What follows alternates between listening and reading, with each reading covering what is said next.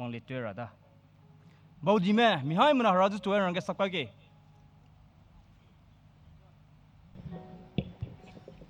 Hello.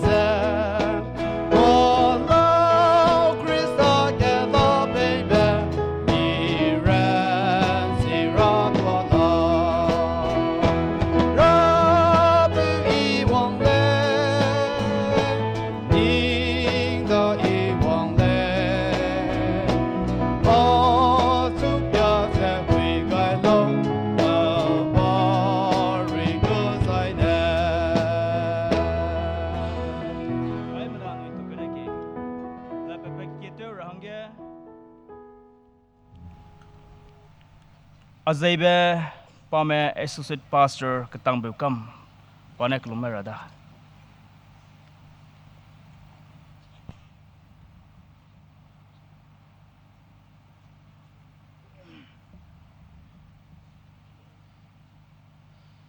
Lama nuhan nami cumuke. Tingim ku bege. Tinggal di jeba merape tingwang. Nang anu Zeme zungjai. Anu Zeme zungai pamezegna. Rape tingwang Yesus Krista. Kan jabedi setu kesang le. Rana cukulum le. Nama anu Zeme. Youth conference kena. Anu tanah mewangai melay na kering mesam lu tolu zepadai ngamrahang ragau naka nguai zuai raperi junang ngagai kering berasam tingdei gazu gadai mapasam ke sapat kai beloge anu zan me lui bo me rang me leu me pangge mak ke lu tolu zepadai ngamrah Tingwang nang utingi marui kansi buong keuza. Na kandui tawang ramlay na. Nang urui kansi barui ranang wata tewera. Sunan dui Krista nang balungge. Sub na loy besang be. Ngagai ranang balungge peyu kadalay. Tingwang pana Yesus Krista jina kelumlay. Amen.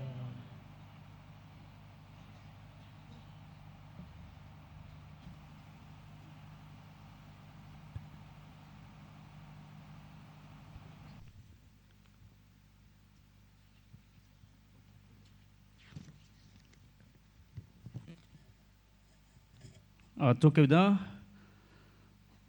bắt chú nó mới giờ bằng bê gồm giờ bà nè anh ấy tao tại quảng hàng gì cái nè bà tôi kỹ về cái nè cái tết dân nó bị gì cái nè anh ấy có tao ý tại kêu đây cái gì bé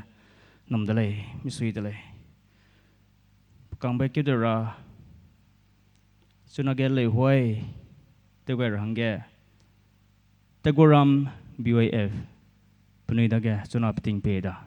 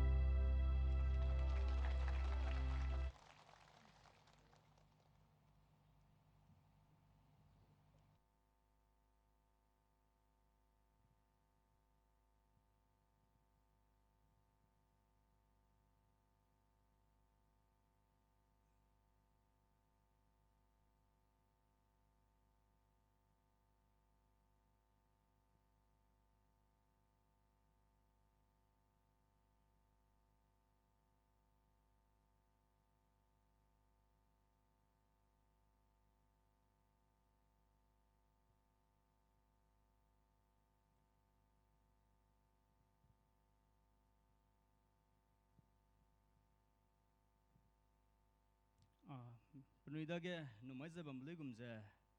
ปนุยเนี่ยเฮลกัวกีเป็นเนี่ยมีให้มันดาแกเต็มรักใครจะรังยิ่งเตอจะบัมจิกเนี่ยปนุยโปรยกิโดรักใครน้ำไปสิเราจะไปจะรังไงเลยสุนัขแกปักสันเบกเดอร์การนังเบไปเชียร์ไปติงไปลูกจังดีไซน์เนี่ย ZBCA มาดูฮัลโหลเดี๋ยวรังแกก็ตาลุเราก็จะไปจะรังไงด้าปักสันเบกสุนัขแกไปติงมาไปเชียร์รังแกวิเศษไปด้า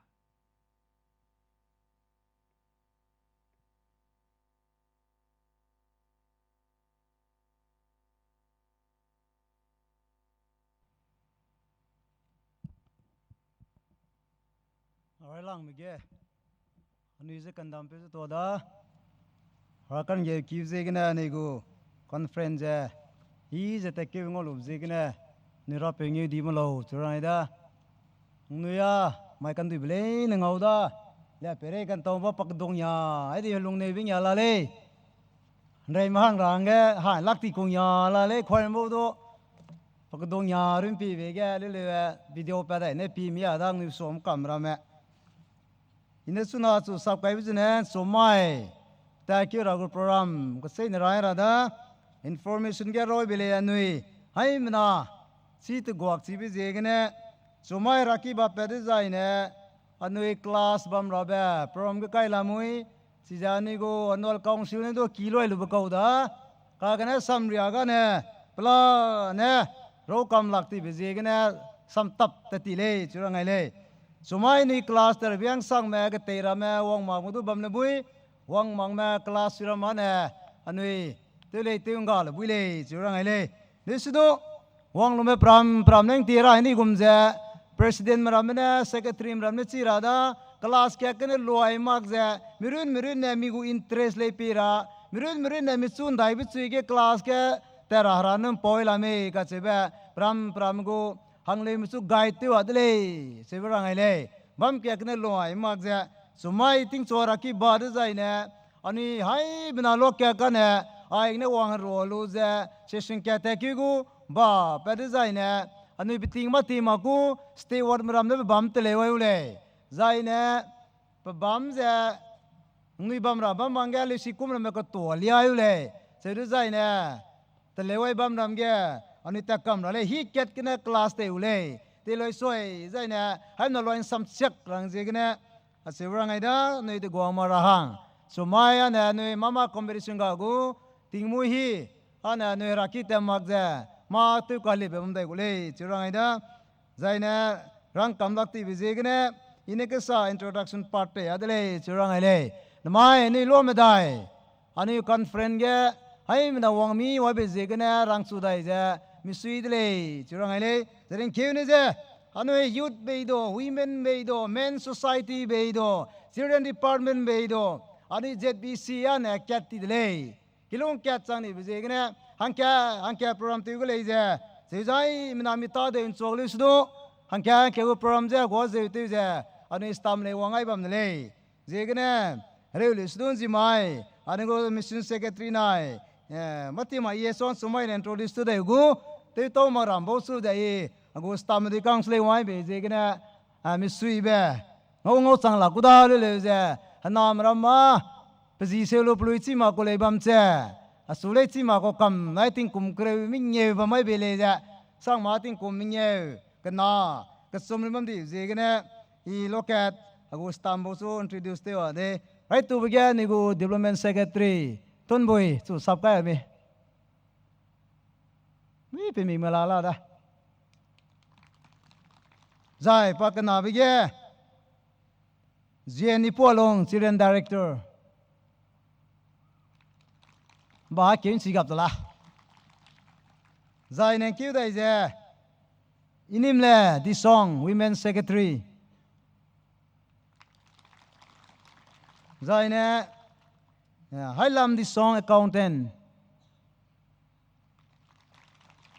ใจเนี่ยคิวได้เจด้านเองเนี่ยแม่ฟิลด์เซกเตอรี่มาฮอร์sorry มาฮอร์มาคัตโตเชมอินดีกูคิวได้เจเซเป็นเรียแม่ฟิลด์เซกเตอรี่มาฮอร์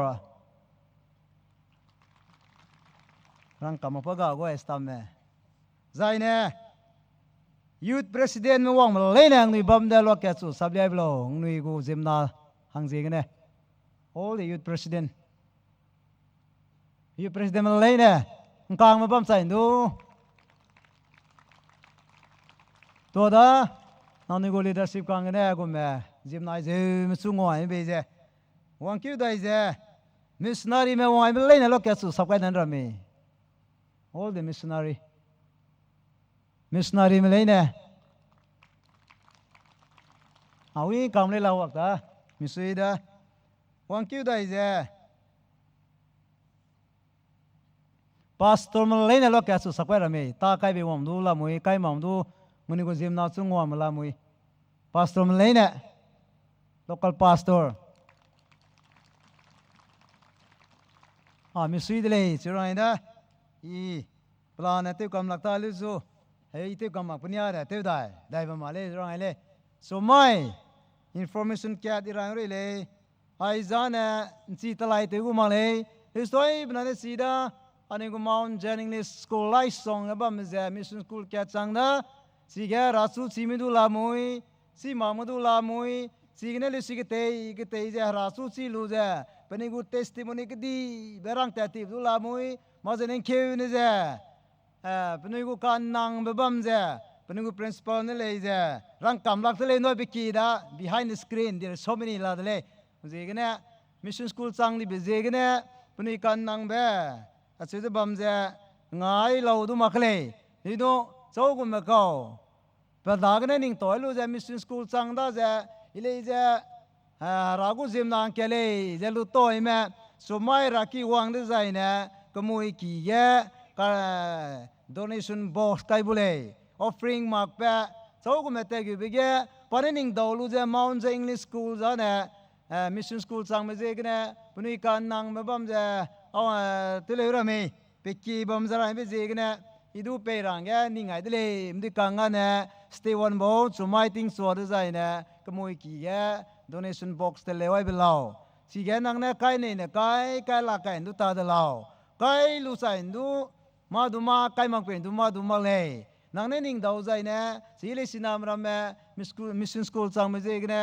rasu si mi du la mui si ma mu du la mui kan nang bang je ge ne pni request ba me je ge ne pe ki pla nei haim na so rang kam lak ta je ai haim na so ga rang bai be ket le si rang ai da zai ne so mai gu ma pa nanai te ang da loi ji da sunday mai zai na ne ma du competition ga gu ma du ga ja raki ba pa de zai na ne ye nb du ro wai da nb ge ro wai lu be kiam le bang gu kiam am le gu chang bui ta ne mi zet po kai kam lu ze hangi mu mi show lu ze pa ze rang ko ti ma ze la fish ko hong ba kwak tak po te u le po le sim print te ze arrangement ti wong le chiro ai da ramai na mi gu kem ta ning ta de hai mna ni le te je nui ni mi je ni gu le chiro ngai le so mai ting so de zai ne ning dau lak pe ta ke wong chong le si ding na nui mang di le lo se ve so mai ting so ne lo ka sap so le u ning dau lak pe ta ke rang ai le se ve rai da ina so sakwa na lo le da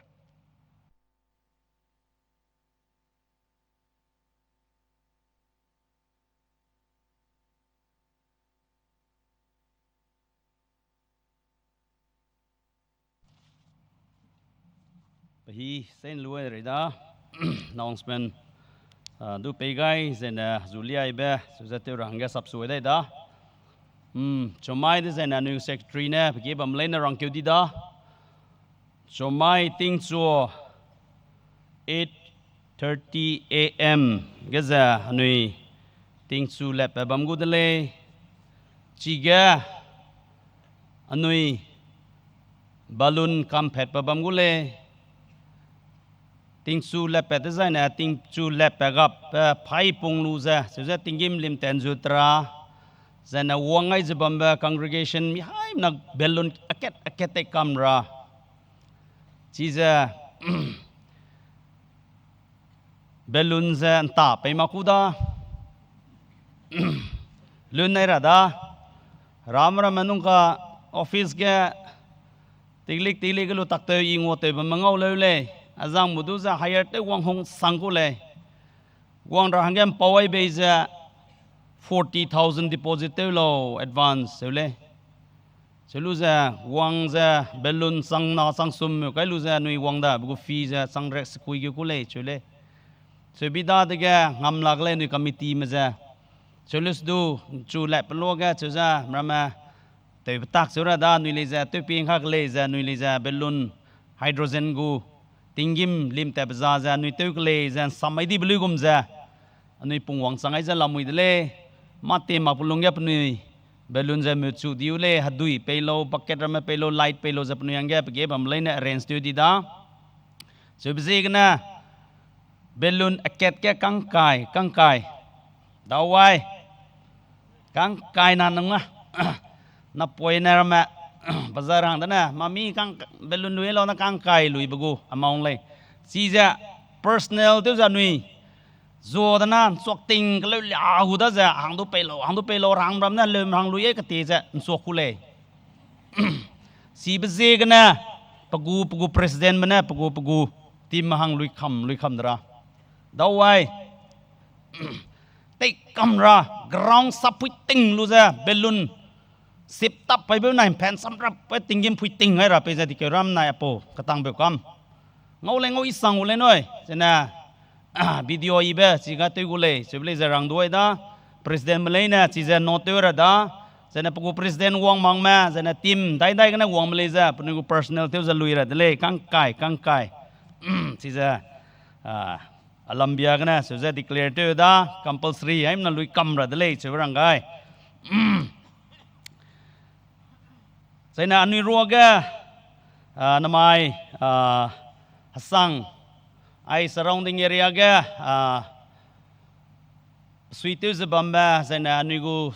security so za nui kadima hang na le za wangi za lamui le panai jule za i ku pa ka lu za knowledge te gule committee madui nang nui kala pera parents te kora zaina ani roga program ga te ra ma hang sam du i lui lia ba pe gai gu zaina namai takyu di bugu competition good judges mahanga suza pnudun acknowledge to ba pi te bi lozu minute kru suza ilu right le suba kyam gai da committee madui nui aga anugo army saiba kanali za wangai za lamuile I would like to call Lieutenant Colonel Anupam Atri on the stage please and Subida Thakapan COB Dikuram, you please come forward. We would like to do the honor. You please come forward. Yeah, thank you so much, sir, for coming and spending time with us, in spite of your busy schedule. You please come here. You please come. Line. You line it. We want to do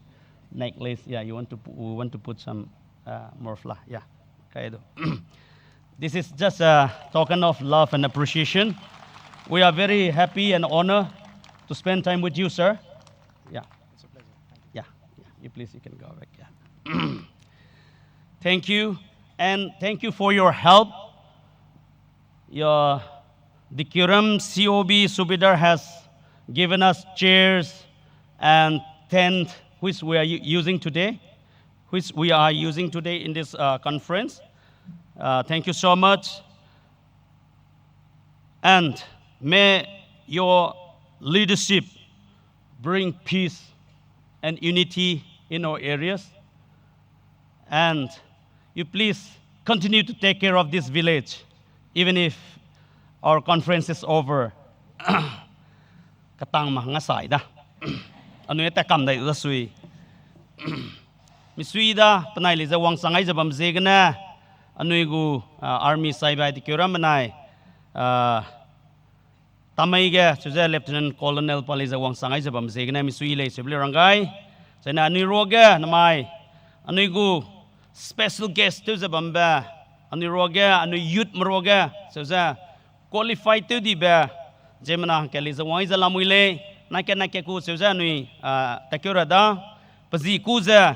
hainu benema doctor hainu benema pa za Delhi ge chuna mata tu za lamui da pa na namai anu yang ge sam ki be ka ka se sam za pungong gule pa za PhD za na consultant Ministry of Education Government of India pa New Delhi ge chuna mata tu za lamui le anu youth mroga se za qualify to be zemana li za anu roge wang za lamui le raju chole chule za rang duai le chomai gali za anu se za hang kang ke tu anu introduce te dai gule har le su again ni kang pe anu go sai ba hai nu ba please again la ma pa ka me pasu lui lia ba te za ai mna ju si ga ra Delhi ge bloga te ko pa ge ba bloga pagu kang anu lura nangule chebzi gna anu ju si zabam rada pluile chie zabam rada misui sangdale tokyo sangdale chebarangai anu roge nangu mata kan sok pa sawai lu za Delhi gna apo program hang ze gna za wangi bi ze gna to dale chebarangai le thank you so much seza pnui mata tu zabam ba Armstrong jana pnui ministry kangna ta tu za recently seza agu cousin pe mata pachu interview angku angdale selection teura ichita di dogom teura me za bam dege Armstrong daga ni sai Armstrong daga rangai pachu rangai za pnu department ge bam dau bi za pnu na line pe bi za recently agu cousin pe li za chipo department ge za mata ngau di dele pachu li za pagu nga za saraga ba ngai dele misui sang dele seble rang du gai aruna maksa so ma wangchang lak pa Delhi ge mata pagi bam leina padagan ne lubui le chible za rangai na chuna go program gule japa samki bili ja pungong gule zaina namai gu judges to maduli ja program namai tekyu di bugu just to madui hangga I soja punuyanga pe chi ja bamra hangga nego token poina pe hangga soja iku pa kai rada namai gu hello lit beloga judges to madui namai go program gya kai biza wang sangai za ba madui ji za punoina te mi za hello judge to biza te wang sang ko le te mi kam bi da de gya punoi za just te wang sang ko de le selus tu punoina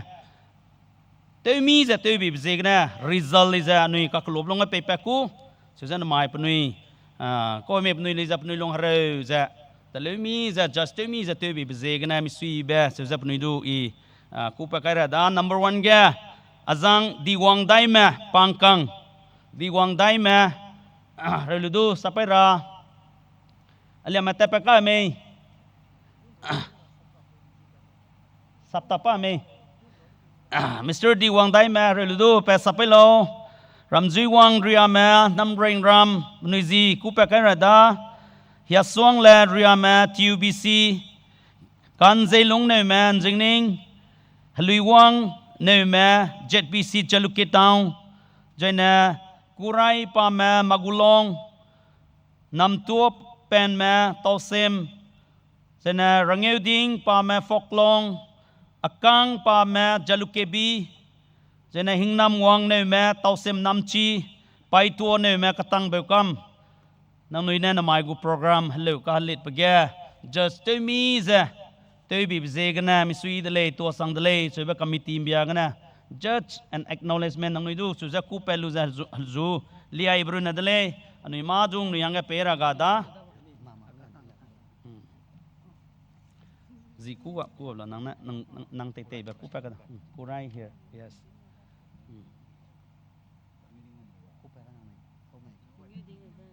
nang tete ba kuai na ba to su da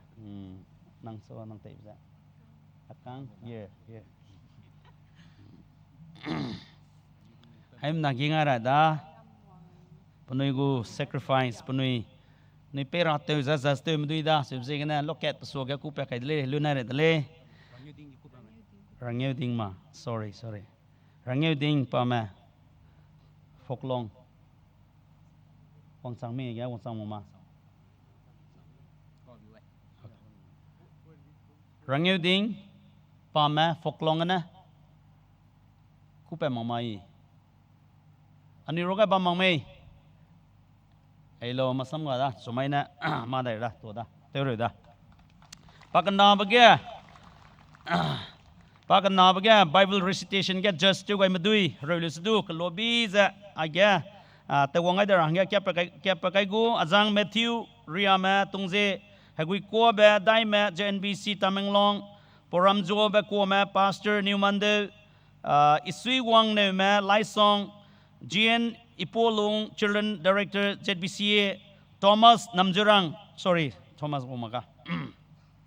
ปนิดุยว่าไงล่ะ just นามาย just ด้วยมาดุยเราเลยสุดจะนักคอมมิตี้แม่เนี่ยปนิจูเทเลวิซันบัมเบเปร่าสวีสังดาน้องนุ้ยนามาย Bible เกี่ยฮัลิบโลกเกี่ย Bible เกี่ยมารัมลิเซเกี่ยชีวิตเนี่ยดาสุดจะปนุย just ตัวหงสังเซตัวไอ้มาดุยดาสุดจะน้องนุ้ยก็ decision เซการเซเบไปเบเซกันไปจันสมัยเกี่ย result ลิเซก็คือลบลงเกี่ยนุ้ยไปไปกุเลยเซฟลิเซรังไงดาตัวดาไปดูพรำจัวเห็นแล้วเลยลง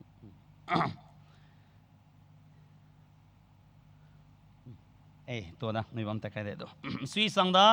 ปนุยเนี่ยนำมากูโปรแกรมเต้พุยติงเจ้เต้วิบีเซกันนะตัวนั่นเลยเชื่อรังไงเลย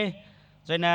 นู่นนะเจ้านุ้ย second session เจ้านุ้ย artist บารมีนำมาเลยเต้เรามาดูดูนะเจ้าปากกันเอาแบบนู่นนะนุ้ยเจ้าปนุยดู acknowledge ตัวได้กูเลยพี่ฮิจะกันนักคิวดีเซกันนะอินะเตะรับลังกันนะไอ้นะลอยดีอุดาตัวนะ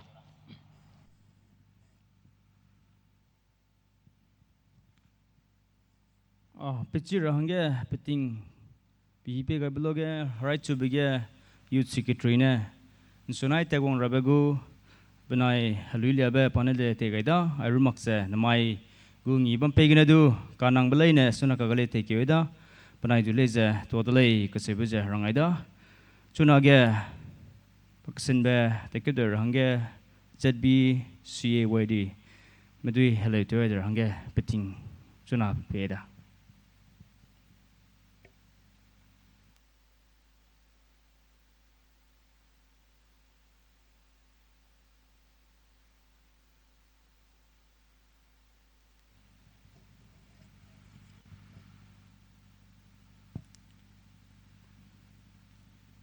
ZBCA ไว้ดีมาดูเตลุบสังเกก็ต่อแต่รังเกหางนอเลเตอนอเลกิบัมเจเลเนเมหน่อยอนอเลรำกวงอีเลเนเมปนัยหางนอจุกต่อรังเกรังเจละ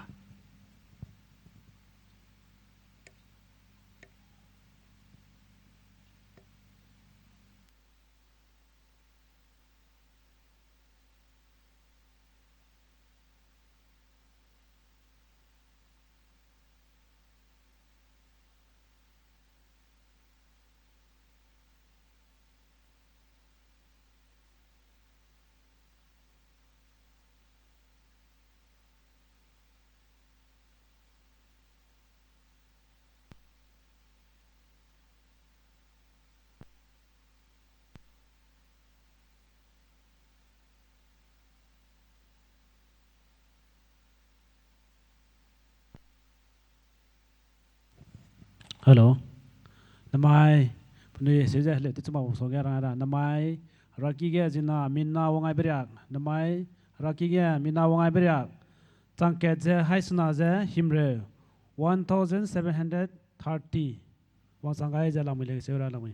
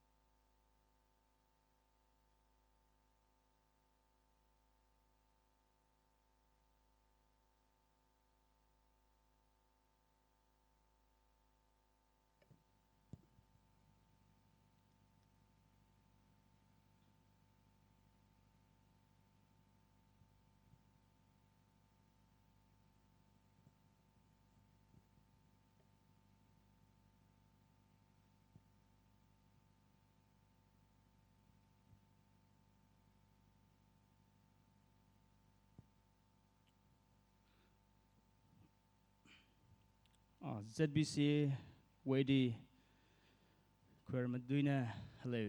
kỹ bè tsunami hai mà số ghê rong yêu đi bè thế vậy đó thế mi đó mi si đó ni reg đó phải giờ rồi nằm ai giờ isolated CV bây giờ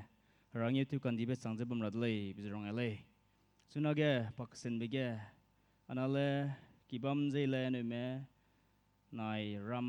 guangi le ne me panai hangge peting peda suna wang telo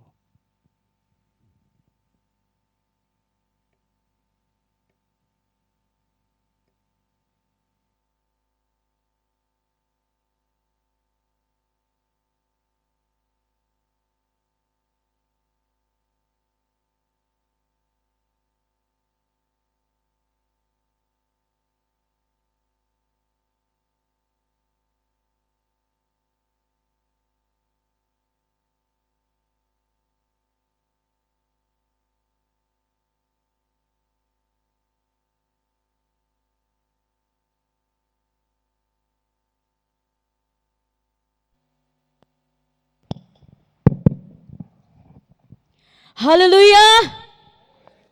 Misui sangle aigum se anui peting kete mena peting kum mena anui aisa wang rahgui zaba meting nai mikpuile anui ze kandam bepe Jesu Krista ze to kasang dele zai na mai ge anai hange peting ki be pe gai se bamba anui program community me tu to kasang dele berangai zai chuna ge anai na hle te gai rabelo zena ngo wang gai lo hagwang ki be pe polona te rada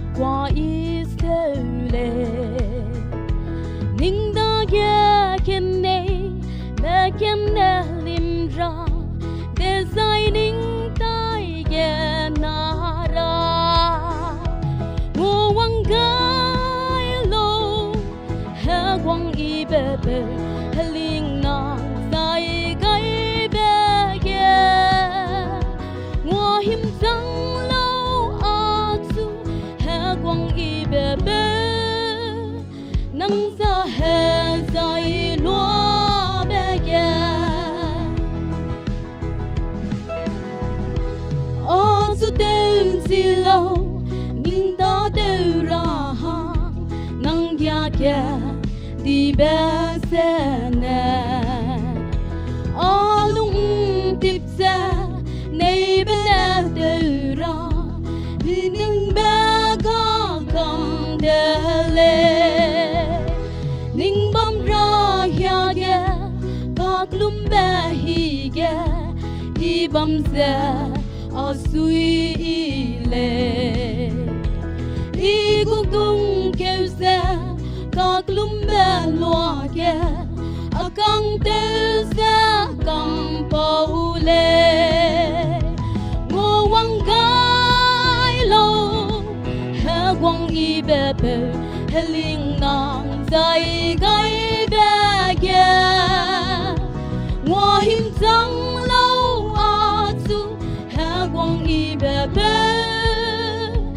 nang za he zai lo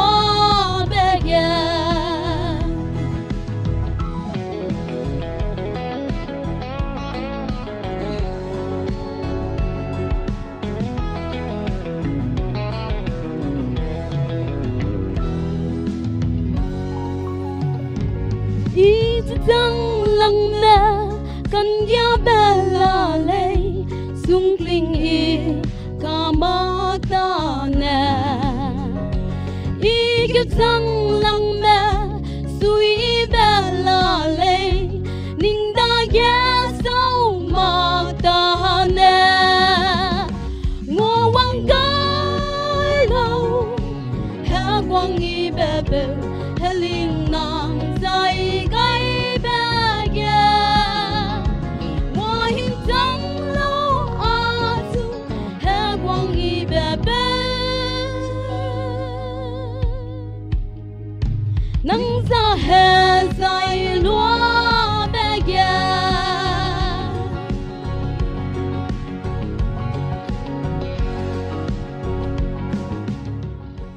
to dele haim nang kim dream mai bi bisik ne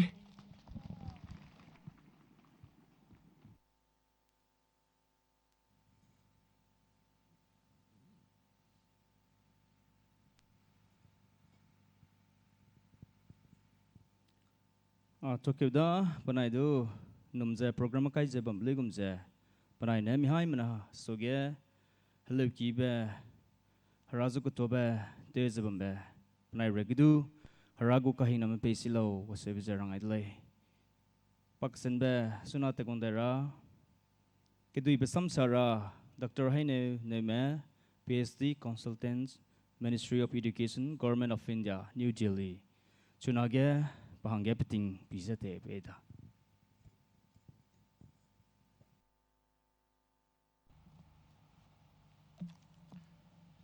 Gimai Anui Zeme, Assam, Manipur, Nagaland Babam kcham ge Kadegu Reze Government Sai Suiza Nzira Rip Kaiza Bamles Du Namai Agum Ze Platform Ki Be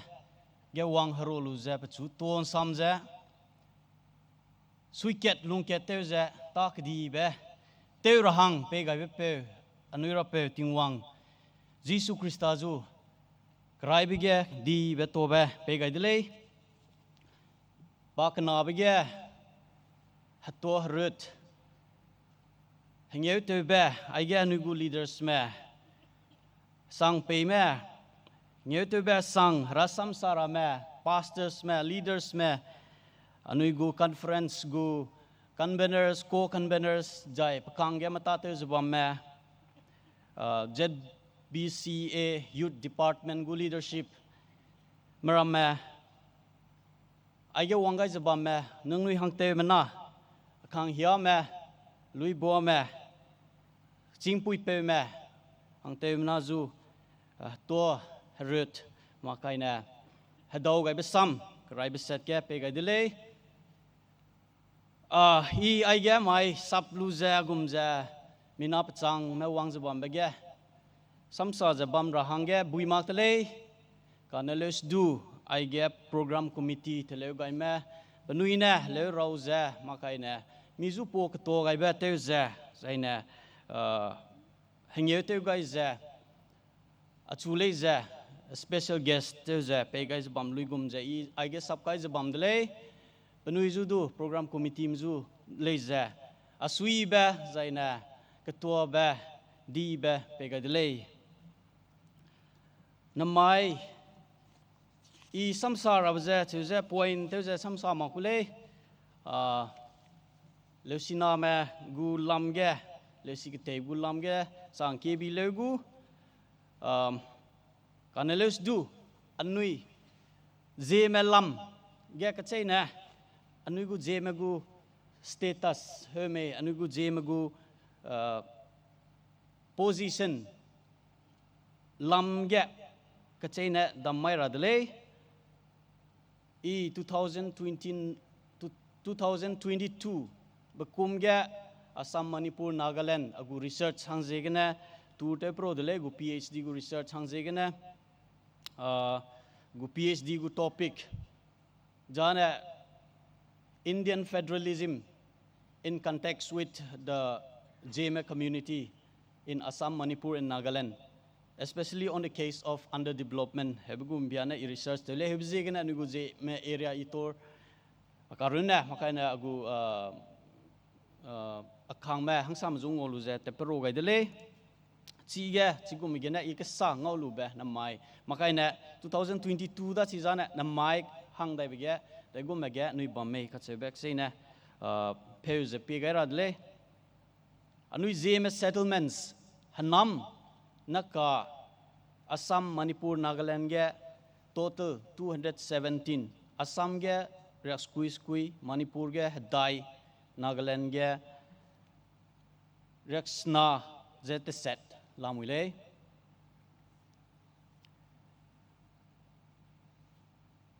anuigu population 2011 gu census kena pie jaina Assam ge 21,349 kena ja nui zeko ko me government gu census ke phehung sang phehung le aiza lizu Zeme speaking people heme Zeme speakers heme Zeme Zemi speakers have gena pheu jen nui ngolu buile Assam ge 21,349 lamui Nagaland ge Zeme speaker Zeme speakers 55,848 plus Zeme ebe chilanu Zeme dele Zeme speakers ne 11,181 total 67,013 aiza Nagaland ge lamui Manipur ge Tamenglong district ne 11,181 plus Chenapati 12,697 total 23,871 aiza 2011 gu census tale it's outdated. What about now? Nka dagen we bambam say, where are we? 15 years. Changge naka nuidage census le wamareda leju according to the prediction based on the past experience that tibige 2001 to 2011 10 years gap lunga calculator bige on average in northeast India anui gu population growth tebe in 10 years time tingkum Rajelung 17.3% at the average but per year annually to na 1.60% growth there's a bamle sipogu scientific calculation estimation gonna pay ga design chunaka 2026 2011 gu gonna choose 2026 hangai de ga anui gu population pe tona chunaka ja anui 1,53,607 according to the estimation. I get new bomble census gob. It can be higher, it can be lower. Who be bamgu nabila legu? Canalus do anu Zeme le za tingkum I take a long one bega sunakana tingkum mina laket p so that bamzala muidle Aiza apogu details ramango tata I have kept a long nurin le per wile zu in emphasize the nebzana. Out of this population, anui agum zeuga zinabambiga anui degum takte lungba me. Where are we, especially in education? Anui go the chining ching peba jai anui go mata tebe employment rate. Ramle anui pira nangla leule aigena nugu ntochu ba ntochu maplet sida namai 2026 TRIENNIAL conference wanga beloga misui bema zagela muile asui lang ba ya I hold rakang huveni as wang lang le chong ngong chi chak ai drone limpro ne limpro suide jete limpro la le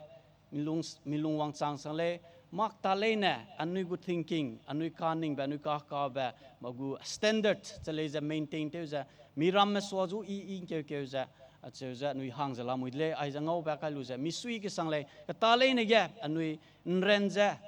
halai kai ja ta te zala mule ka chebangau le Assam Manipur Nagaland ge na phuki sia sia rok to gi wang kang ko le aya wang simrim tong simrim mai ga western ka de go ma le ayan sumai ta pele na gari sang samne lui ta phuki sang ba tera ba ligum lamule elesu anuida ge resources government go sources makaina anuigu cái đây pre cái đây sẽ tê bè government lấy ra anh nuôi zun gì bằng bất đắc khai về đó cả mà cái ta lấy nè hung cả cái sang bè mà ta lấy nè tiêu hung cả sang bè bom đi đấy miram mẹ rôm pe mê tang khu mê mà cái này nuôi naga mẹ pezet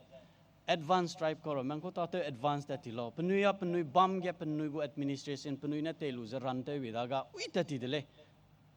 helus du nuya na nzira rip kai da nak se chenu na bam chile je pe meki ge lung kam da hevi daga nui miram zu go lak te le helus nui compare te ma ke le anui na te bui be dat ke nui na te ngam be dat ke nui te hang za na mai agum ma ka sang te hang lu za la mui le mi sui ke sang le ai za sau na lo ai za de gom thak te nui te lu lo na anui gu leaders ma anui zu anui za chu hu ma ta te chi za panui maning chuk za that team leaders from na te jun te guys mai panui gu legacy anui gu leaders currently pungbam ramna ta te jun za te guys zigna agum za standard anui gu hu hang za bam dele wang da rabage du agum za I za te lu gu le ka che ba mi num te ba mi ka gui be bam dele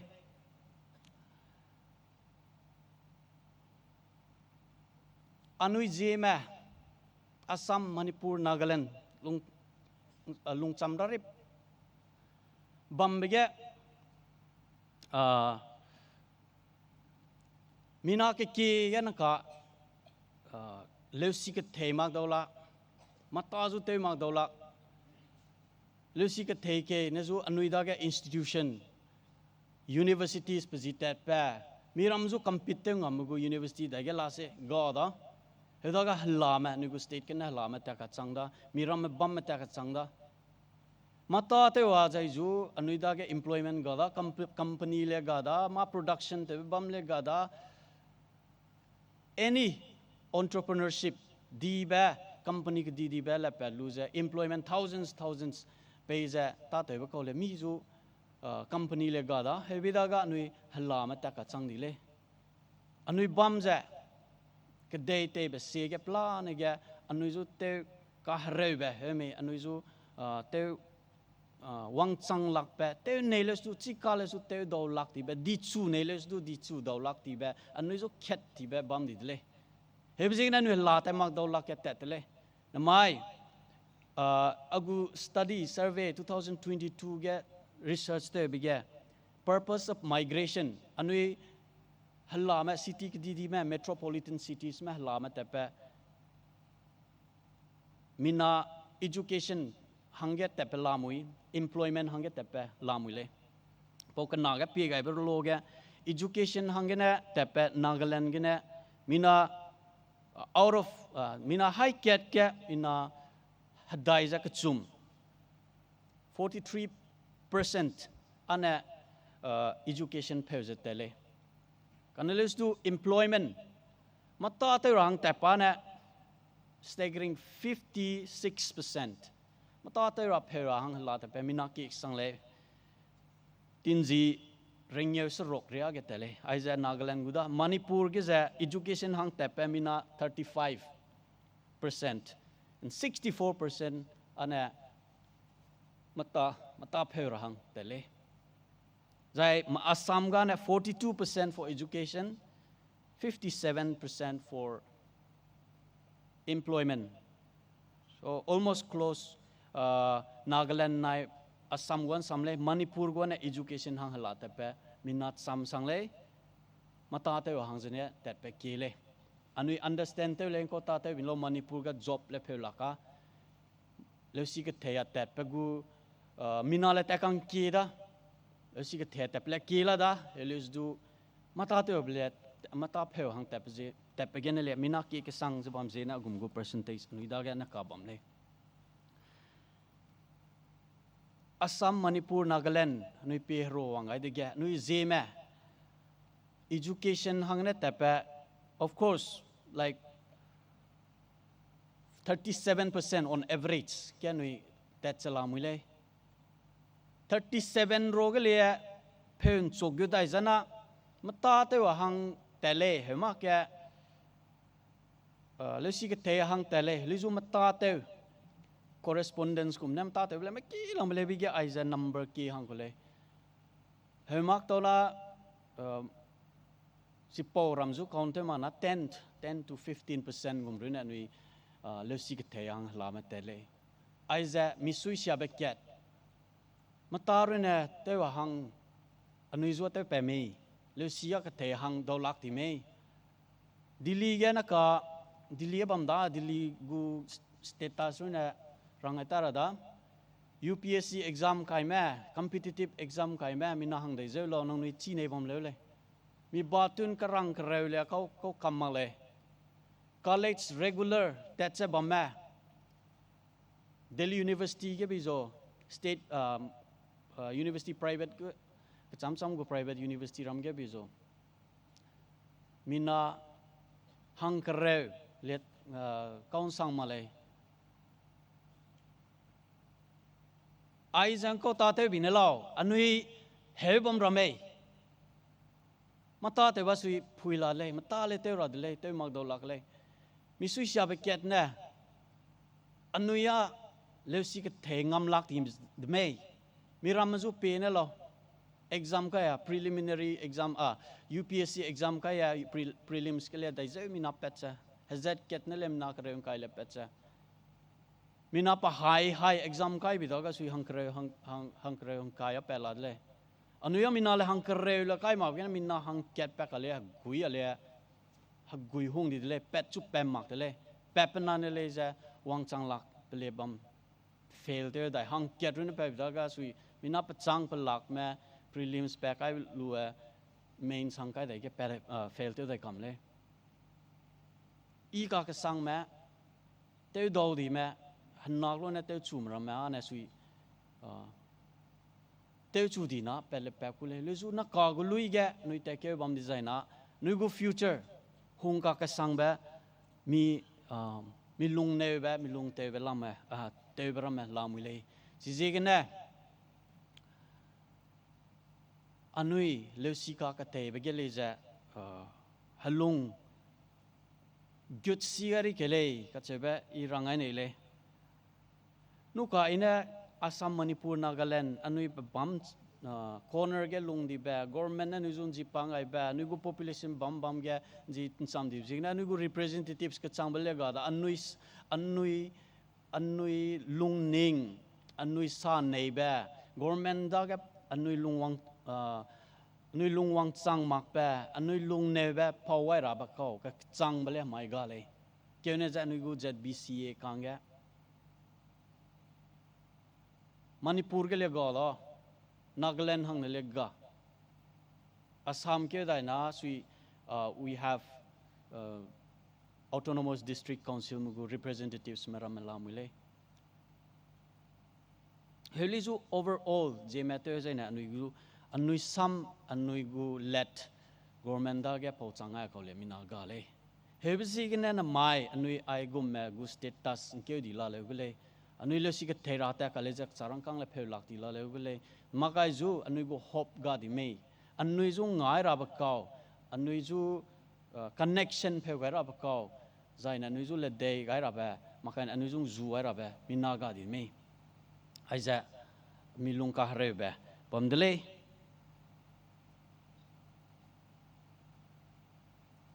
anui Zeme bam cham ra ri che bam di da ga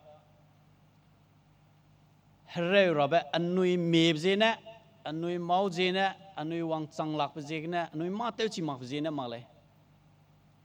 A good system nan is a Tenshato di delay. Have Zigna, Anui Kota Terra. What shall we do in this condition? What shall we think about to move forward from here on? Aiza Anui Pewazina Anui Miramana. Market Terra Hanga Kunta Kachum Medai Nrendi Dana Anuyan at 8-9 hours in Rendra Nang di Laleule. Double Terra Hang Nang di Laleule. The competition na who gasang delay. Elizu Anuizu support system. Ana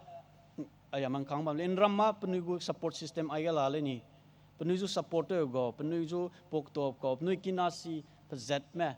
puting je makanya ju mata si me ke penuju advice pe go le puting lale karena lu su anui za pegu system go di ko pahang hang ji pang penuju mai na ni samang sam ta ju da mang Nagaland sam da Manipur sam ta ju da sam rep ta da le ni hung ke sang le dam tak te ni ai zai wang ai ve mi sui sang le le zon ji pang pra to dai ju le ni mi lung te sang le anui haro bam ra de le gom je li zu haro bam run le wang chang lak le haro bam be pe re ge anui nribe extra hours mi ramada gana if they do one thing we have to do two things if they work 1 hour we have to work 2 hours double te rahang anui changu de le hemak di zaina mi ram ju go chang lak te bu systematic discrimination hermit systematically crippled anui pi ba nsip pagu nsim ga to di ba pagu system na bam di zigene anui understand te luza anui leusinam rama ke ne za halai kai mata na miram ju go chang la ra hang chang le anuya miram so na system na pa bam na sia di zigene anuyan ram so na nren ke ma ti le na ram ju go chang la ko le na mai ko ta te be dili ge mina pachang dil jin Zeme nui Zeme chang la mule chang ma bi zo chang tau na ge bam le na ka he bi mina hai ket le chang ma ga le si ka thei ba hang ring ye le chang ma me he bam ba za ai za nui realize te ra ile mata te ra le tet ra le zu le si ka thei ba le za nang nui kinara me nang nui na mata te hum za le si ka thei ra ru na rang lo santi bizan zu map alam ge le china I rang ayo le 2009 ge idili hang le graduation te ra hang za hang lu college ke admission te da class te chu da le si college 9 sang na te che bam de le charang kang wang chang la pa ma pla na te Zeme do le punai pe le za government service le te gu makarang kang wa bam pui le ga da de gom tak te zu support te bam le ile parim ba chi makale zu lung ma te makaba ma ka ga ki je te ze lung za hang le 2012 ke graduate te loi da master te dai nei da li zu te mata te le ya opai ga di bu aruna ma le hang mina hang ka te ni mi ne te ta di ko me pui la le ile za te ne mi ye lo te sa le mata te chulem ta te su ai ge alung bam do lak le te bam do lak ka li zu de kum thak te za I alusik the da se I the da dai to na akinara ma ka nga hang ming ye la re da dam thak te supporter se chau na ju supporter se ga le ni ning but zero there's no chance even 1% chance ga le he bam be ge apui na chu kol thong le nang le si ka the da lo ak thema rangkang le long ta da na hang che na nui phebele ya phep roza dai ge gi roza he zaina na hang kang lang le rangkang phewa he mata de zena longbele mi siring da longba pe gupe ta ma ka gui be ke bam be ge mi longbele pe gupe da lang ta ga ma zo longba pa gu purpose le ga me ya gum bia na pu chu rang le the de lo rangkang dam thak te sa po ma zo go lu a bi ya he rana pam pui pe du le ta chai ne rana pui pe du le he le ge he no sui te da le ya te le te da ge entrance test kai ge peta he lu ze pethau I sepla ze rana ge bi ze he hang de le spo mai apui ne chu he rang a kol te ma le na I mai I guess Sambam ran no mak te le China pui zu le ze I asui sang ta le mai nui hang le men su mai na mai ku me be mai in nam le ze pe ku le pet se nam zu ka te chu mai ge hara zu le za nui nge ga lu za ma zu hop ga za bam le du hara da ge hop pe ga lu za ta te gyo ka design ne pam phu ya na pet se bam le ka che be mi da ge na lung tau ba ka che na bam se ge na du ai ge rang tau si le a pe le za rang kang ga ko le de gom tak te nui nak lo le si ke te hang mai si ma le ปกุศลรีจังนามีจังจุมเมรุนะอันนี้หางนามาหางรกสกูลตักกำเลยจูมัดดาวจูอันนี้กูสกูลฟีเลตเตอร์เลยได้กันนะเพลโลเปย์ไม่ใช่มากะสกูลฟีเลตเตอร์มาอันนี้จูสกูลแต่แกมีคำโรกันงามาแบบมาดาวจูเปย์มาเลยจูกิลุงกะวางดานักลักษณะรังดาลักษณะเปย์อันนี้ได้กัน understand ตัวอันนี้เลยจะปริมบาชีจะลุงระหังจิกนะรังไอเขาละเลยได้จะอันนี้เลยจะมีปุ่นเปย์จูเลย understand ตัวมาดาวลาซิงดีแบบกู situation เปจะเปย์นั่นเลยจะกุมจะเหตุหังเลยกุมรามัดนี่ไงเด็กแก maybe in the next few years time อันนี้ทิ้งกุมจุ่มไม่ได้ไม่เงี้ยกระเรื่องหังจะเนี่ยกูไม่จะเหตุแต่รับเขาผู้จะบ่มเลยมีน้ำมาลงเกี่ยวเลยอันนี้กู generation อันนี้กูนุ้ย Z มาจูเต็นทอชูราดีใจนะอ่ะปุ่นไอ้เปิดเตกุมจะเตลโลเห็นแบบน้องนุ้ยจูรำกุมมาเลยเลยจูไอ้โซจูอีแบบเตลจะเตลดาวบุยแบบนุ้ยหังแกมีเรื่องเนี่ยมีกู condition มีกู context ไอ้สุดจะเพลูจะมาตาเตลตัดเคเลยอันนุ้ยน้ำมาจูเตมีจะมาใครเนี่ยน้ำรำจูเตมีจะเตหังเตจูเคเลยใจเนี่ยจูนักกาเจ้าแม่น่าจะบ่มีน้องนุ้ยปุยเปย์เนี่ยน้องนุ้ยจู support เปย์จะบ่มจูน้องนุ้ย appreciate เตลก็ใจเนี่ยกาบิใจจูบ่มนาเนี่ยเปย์ก็จะบ่มจะเป็นนุ้ยหงเตลจะเปย์ก็จะน้องนุ้ย value เตลจะ appreciate เตลจะ utilize เตลน้องนุ้ยลงน้องนุ้ยก็ลงมาเสียแกเลสิกาก็เตยแกบิใจจูมักตาเลยเนี่ยแกจิปโอ value เตลูจะฮัสโซน้องนุ้ยรู้เนี่ยน้องนุ้ยกู life เตลมีจะแต่ละหังแกเตลเกเลยก็จะแบบอีมาจูเตลูเบกาเตลจีเบกาเรนซีกามาใครเนี่ยน้องนุ้ยได้แกเกเลียกไอ้รับเลยมาจูกาเลยกันเนี่ยเลยดูนะไม่อีไอแกซับใครจะบัมแบบก็ลูเจ็บมันเนี่ยเหี้ยเตลใครจะบัมแบบป่วยเนี่ยอากุมเมลีจะรากังยาแบบมาใครเนี่ยมีปุยมีเปจูเหี้ยเตลแบบนุ้ยก็ปุ่งไอ้แบบแก่กันน่ะเลยดูได้เกี่ยแกกระเรื่องเกี่ยแกมีปุยเปก็ปุ่งมาแบบช่วยบัมเลยดู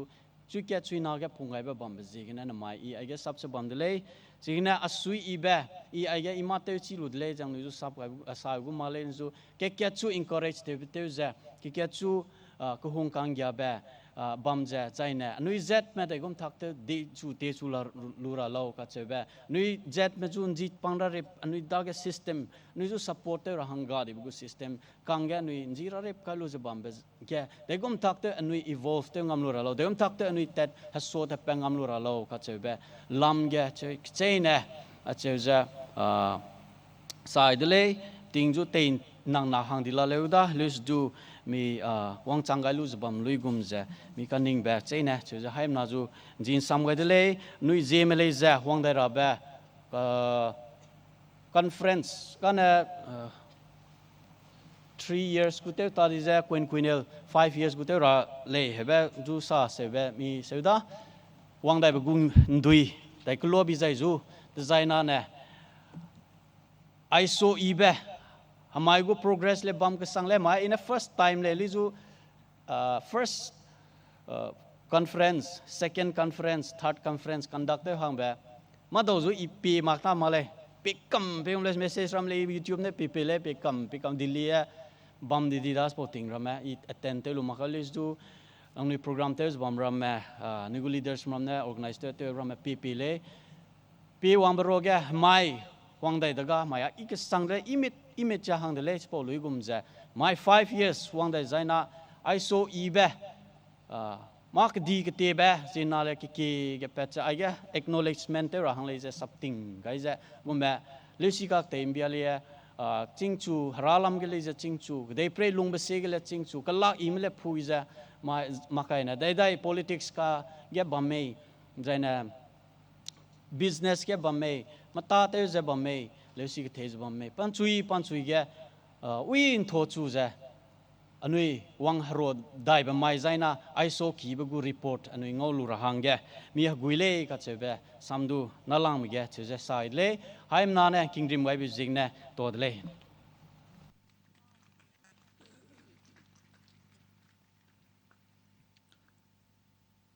จักรให้เนี่ยสุดที่ตัวเขียวด้าปานเนี่ยอันนี้เจมเจ็ดได้กุมเจก็เจนิงจิงลำแกอันนี้เพ Perame Kasevelam gonna do so there, Pane Magike, Anui Hange, Kigebe, Sakidida, Peting Tezabam Bepe, Pasudulize Totale, Pezanangutate Rege, Haragu Kahinam Pesizabam Low, Jurangaida. Suna Paksenbe, take the Rahange, Hele Way, Katang Beukam, BYF. Suna Puni Hange Peting, Peda.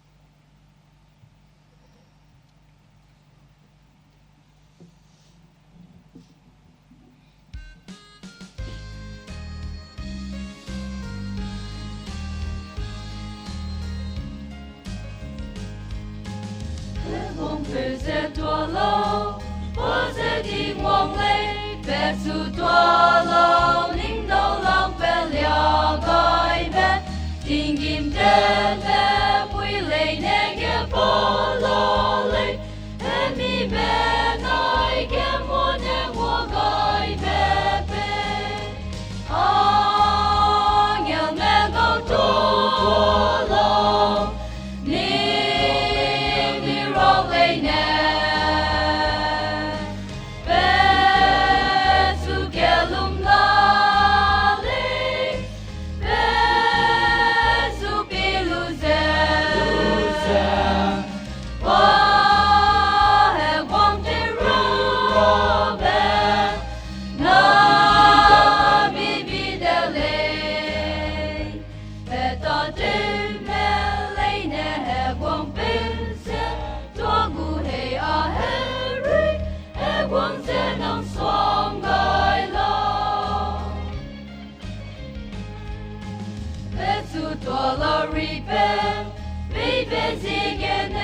Tua lo teu go mi be te pinki hangye pa hung be ke lo pe gai pe pe sine anui ki be kwa ka kai be se tua lo ya me go tua lo ni ro le ne Hello.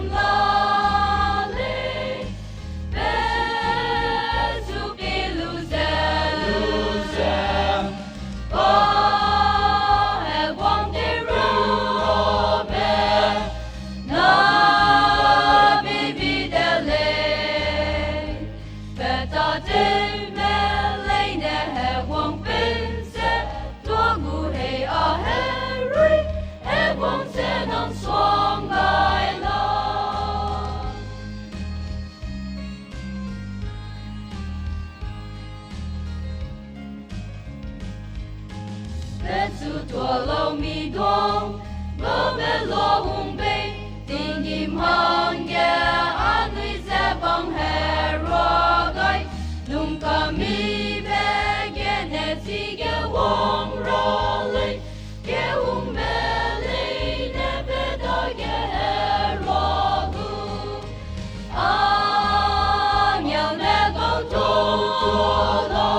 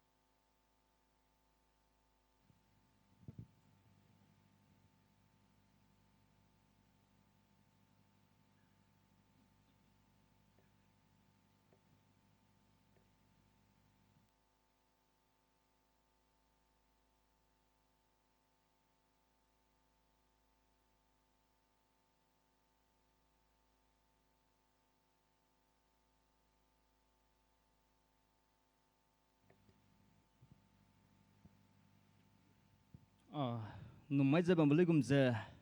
helel way ibe Katang Beukam ne penuhnya kedam izin lu ze tezun za tebe bizigna penuh lu ze ketobe pedale peze harana penuh redu kahinam pesilo rangalai sunage Herasam kiara ajang rampisinang Newme besumpulo Baptist Church suna bangge peting peda.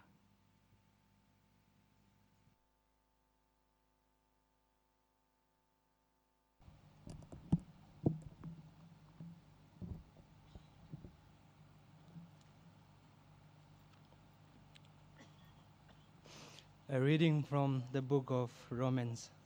Rome pro kreukana padumket naikana. Beregero gaibe. Rago kango begge mi kiringbe bambetak. Sidaze apuina megau. Rakan yabe ramagine ninuize ikyamlei. Ninui pum ramaze ratebe kiringbe gumze. Kansi bebanai rane kilunbe. Zangze pipet kai rahangge ze chi harilam ge ningnui kakulumbe ze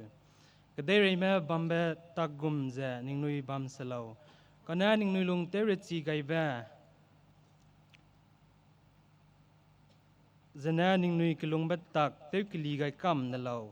chi de zai ran ning ze dai ko me zai pe hangge ki be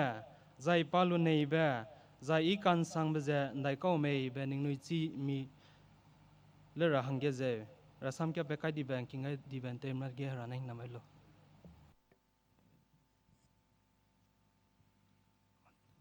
Toda program ge Newme Zebam Beukam ze pane Herasam ki be hai mana soge kya zun ze kya pakaida pregidu ma kinga zebam hai mana regidu rago kahinam pisang lo rangaida sunage Herasam sara Dr. Rajelung Newme, Pastor ZBCA or ZBCA Imphal, Sambam Christian Youth in 5G era. Chuna pa hangge peting pegabda anu intau legend tau tida je hai mana sabkai ke look at.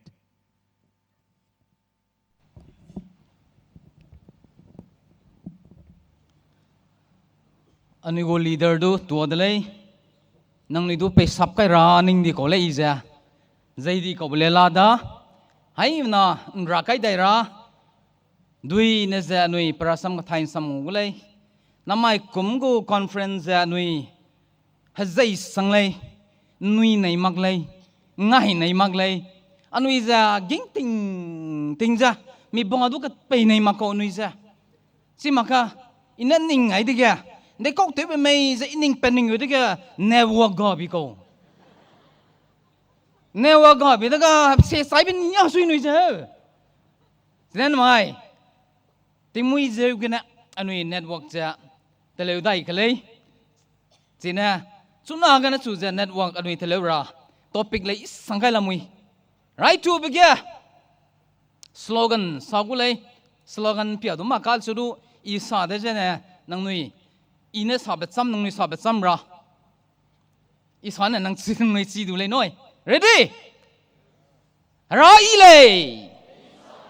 Ra ile. Behin sang na. Behin sang na. God is good all the time. All the time. Rai the sango.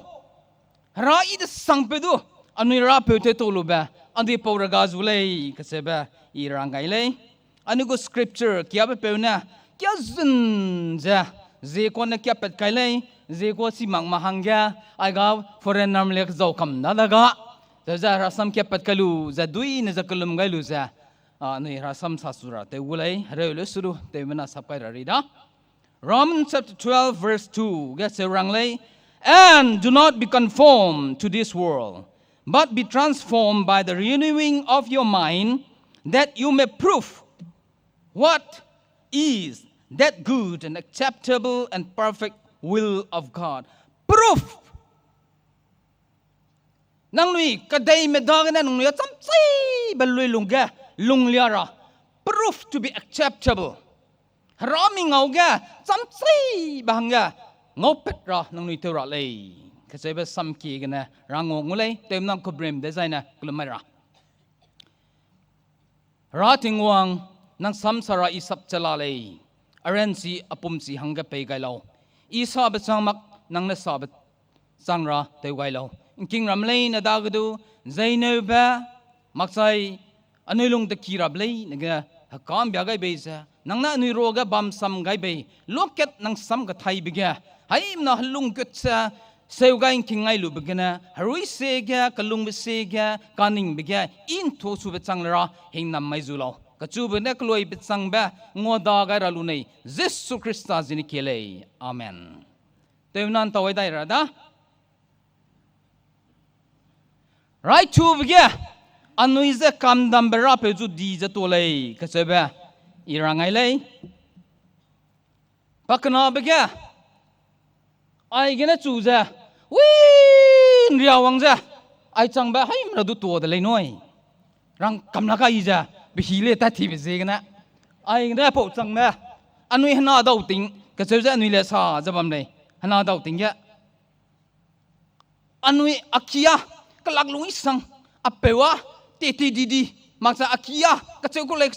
ya nanggu na gua di be apo ya ko me seuza ni action le te le he jigum ja apo gana apo sang ba te mena du tokyo da jabrangai committee me du le ja di za tokyo le balama na na mai go topic cha Zeme ko te za ahanga te le ko panwi ha english te za te le lo le ining ai di ya ahanga ne kada be topic lai na English nya noi ahang topic pe bza ze ko na pe ko sinai mai topic cha isang ba de ko lo designer Christian youth in 5G era ka ko Christian youth in 5G era Christian youth malaina 5G tara era hang kana Hey, namai ko topic cha. Hai mana ira na. Ira paisi tera.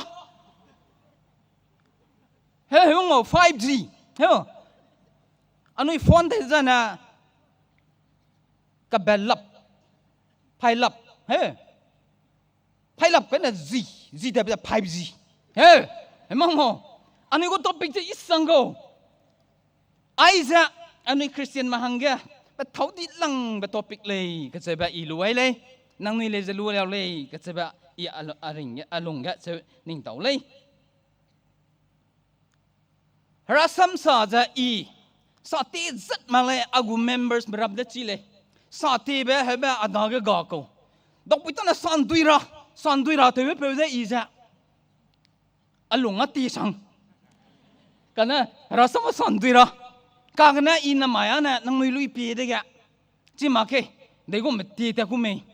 asui izu di za chiran maksa sa ti ra ben ni ko na wang lau di za na mai go ni go podium za Harry Potter run ta ko Harry Potter ga magic nya sui ba mi ngai ngai ba pe ngai he nang ni pigeon pe lo po podium da ai ga ba pe hande pe ka la ni ka ni ba tang ho ba ga tik ba ka kai bi ko ni hande keng la da Harry Potter hang ining tau di ko Harry Potter go film ja de ko lo di zanam miracles ning do lak pan ya de ko chiga miracles ne sui ago sermon le ja miracles sang le mi chi mak le sa te le mi chi mak le ran ang kya dia sa le san dui gu he id sang berangai bi zigana anu go committee mi do to ke de le ka se be irangai ko le right to begya 5G era ka che be ja anu si dai ra si rai lang ra hang kya ni pin samai ke 2020 followings do za 2020 pay rate tiba naka 2026 20 to 26 naka pakchaba maduza 5G era kasi kule kate bizai kana 5G era kulo disna 5G kasi ba han nasi kam lo na si mang ma ayat si pau si pai ram le la lo le panu hanga i sai na rangai ra da 5G kasi ba 5th generation kasi le Z ko na sa de na 5 generation English na 5 generation Z ko na 5 emang oh ano yung pronunciation na samsay ko le no na hazi pazat pa ko kaya Zeme ano Zeme le ria za isang ko mira matu si makpatu si ko inki ko sa ke sangam le nagami sa ke sangam le nagami sa kuribo sangam ko Manipur da ngang sira What about English? Hindi में करेगा Zeme malaria isang ko miramat ni Zeme ko mem sapek ngam ko ga sui ruam pegum na no songam bi ko liam pegum na no songam bi ko Zeme malaria isang ba rahi nam zule ni Zeme du za kana Zeme za hanga sang ko mango hanga be da ga nui officer samlei anu go doctor hene na rang di beza hai imna na mai ko mana min lunga luzun galutat clay 5th generation ke chebe za di ko lo 5th generation of wireless cellular network malaria ku wang mi da Zeme bi da ga wireless cellular network prioging makcha priogo za tingkai na phari ta bu za 5th generation kasi kuko. Nda ani hana daw tinga na telephone rior meretic telephone right lang ba kirlaga telephone pau right lang ra igub maya narbas tatiko phone hebet nimajsan maksui kadun za phone nim ko le nui tipau ting za aguma network 5G network gari le tipau ting za 1G run le phone te do bi gyugap te tipau ma hangsam na gyugap nim de ga hello tu si maga hallelujah hello ngai ni ja ka se bu ko le nui seu le he tipau hi ta di ko na ka di chu sang di ko nui ra he ja 5G wang de ga design for super fast super ta di ko super pere ultra fast ka se di ko anui film pi design na superstar chele he naka superstar pere kya mega star tarai dele he mega star pere ultra star disu sangdi ba ning daulak ti ba ra he ya ni long le seasona anui kalung batak panai anui gu raseza pak sam ra teura ndai gum teura lo ka cheba topic kai ku len mai anui hangke ida sang ba topic le misu izule internet kaluasang data transfer look at kana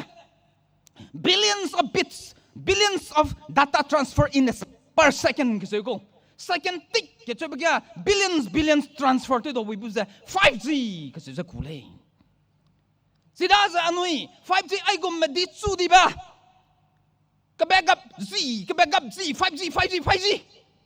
betingga nui long bagya harui sega nui dugum long sabam lao kasi kulay na mai anu ko topic ja anui pin sam kirat dalay 1Z starts from 1980 gana 1Z 1990 2Z kasi hang jan mai 2020 5Z hang sang ko le miram mam ngana 6Z 7Z le petro ning ai diga 10Z hang ai ta ka beradu nang toro namai le ho ai ta no ina ning ai diga sa ma te soraga di chu sangdra mai chbo tinga na mai ting 5G sang maning dok lak pa patel ma data ra me ning dok lak pa ta ra me te pat pam cha anu ya powder ga zu le technology is so advanced di chu sangdra technology pe de so in this what Christian must do anu Christian ma ai gum me ka dei pray di chu di ba technology to chi de ba side effect ra he gelung be anu hari se de gum ra lo anui namai ga ning ai ni klei conference ya wong zo lu za ka bagji te lu za tat rai ra mak lai noi Herasam king ra mi hanga market chains ka kli be pung lu za tat hanga anui conference te ko lei wang lu za te lu za ya kya tu daw lu za phone ngana la kanoi phone chang namai conference chang de ko mi sim ba ka idun ning daw si za i gui bam da rang le ram ma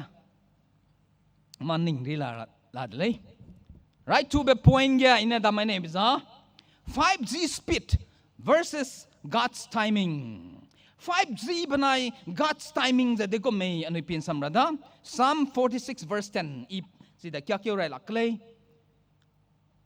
nang noi si nei me ro la bui Psalm 46 verse 10 be still and know be still hey nang noi ro la le ben ning tau da ning tau ten mam ra be still tingwang na lunay bat si Paulay 5G focuses on speed happen at a time delay kasi ba ko 5G ka 5G na wa bam ka z that put 5G so ano 5G Christian ma ay gum lulungga lung sige na ano haruy sige di gum teralaw ano 5G ka lung beda ka ano youth Malaysia we want instant answer look at kina Pesa success tu ra, loket kena disu ra, loket kena azitat ra, loket kena nyudi ra, anu heran kai kam di ko, harui ga anu sai kam di sa, kalung besi ka dai kam di sa na kaluab lung kiga is success tar mai, so hai menapa kam di ko, instant miracles, loket kena ning daw lakpan miring tingga, loket kena pagpariak sai kam lakpa lulung kasanan kang ngaura, anu pak sebab merahega lung sebab lay. Kasi bida daga zem na ring tingka ki metem sia kam delay ketele buzida long ira loket kan instant loket kan long ira anin plan de digo 5G gu rahe ge long daza miram du pe de ga miram mete be tak ramazan loket kan anin long ira te delay sa sia mak sa za delhi ge paki ge wang dawlak ti za delhi ge mbai jam ko plan la lay ketele bizigana anui gu network siadi bezegana na tuna anui bam gadu Imphal gale panui ki Christmas te ra samata dawlak ti sa mbai jamiram na pe bro ko nia diko kato bezena incense tax success look at kana kalaklong inai begana ka charang kam miram go chang lak puglu ja tat chi ja panui ki wang dai dawlak cha abam gadu pla na la le zemna chang ba panui lung wang chang ta di ja zemna ram cha panui lung pom kam hara ana matu te du pelung wang sang ragu ta le si pau pau perega kate be zegana loket kena anui kalak lung ira te ba loket kena mizitet ra te be zegana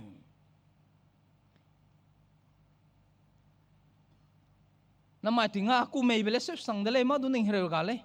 nungka agya ning ke lo ga mi kang pe na ne da mele ku mei ra ma ti ma ning hero ga ko phone la da ma namai katanga phone ga be zegana milung hero bi ku mei rang ge karena nang kita ran ma nung ning ro gale FB gana Beukam wi le noi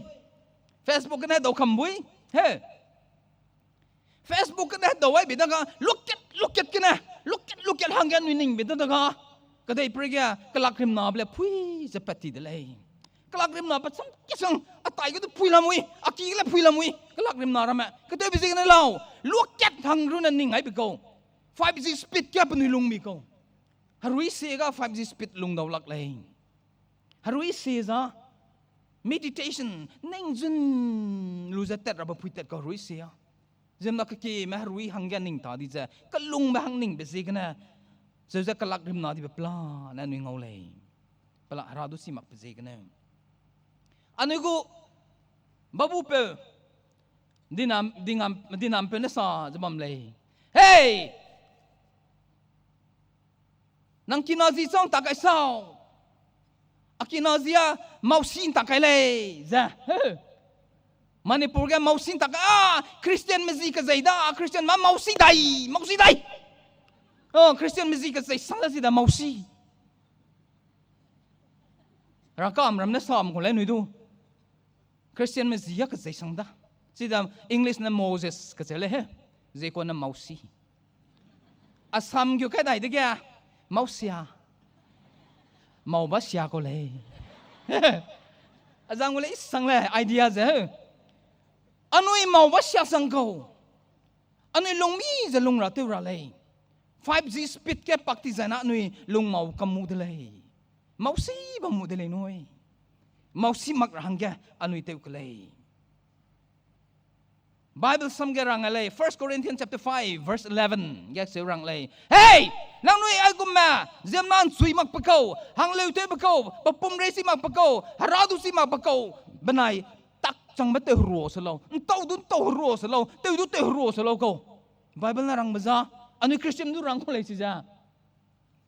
Teu haro selaw. Sap haro selaw tau haro selaw Bible na rang ba. Ano isa si Paul samki sa luta ta ma. Teu du sa talaw zay haro ran yato ma nuya ka. Hindu man non harado si mak non yato kam na ma. Harado ngum za pasui idai ra law. Se kolay. Hang le mat ni maning ai ke gitu he. Bible na rang ba sa ai gum me kau tai ka teu du te haro selaw ko se kolay. Sap tu sap selo entau dun tau selo gum tai ko abominations to the Lord panui za harahang ka habasang di babaw lay noi nang noi san zu lay bam le bui lay kang na ai za Bible na lay palam ana zem na ka ki me haradu sona rangkang du hung de lay harui sege kau kam de lay rangkang gana 5G speed ke pak chabam se gane ki men ngau le zena ma anui no long keu dai zai na dinam pe na sa ai ja lai song me mi si mak le rangkang sui le ha be zai sang mi lai song mo si ko la me lai song me ha rangkang sui le anui na zi le chi da lu sing ra ko rangkang sui di sui ma tinga harado si ta de le haraso na rangkang di ko rangkang sui le isang le ning si pauzi king ngai de kya ai ko me hi kya nui lung la le noi man ting ra la le ka che ko le Bible na rang ma za 1 Corinthians 15 verse 9 chau gum ma ka dei pray hang run na ning je bam ma ka dei pray go hero hang run na ning je bam ma ba rui nga dra ma hanga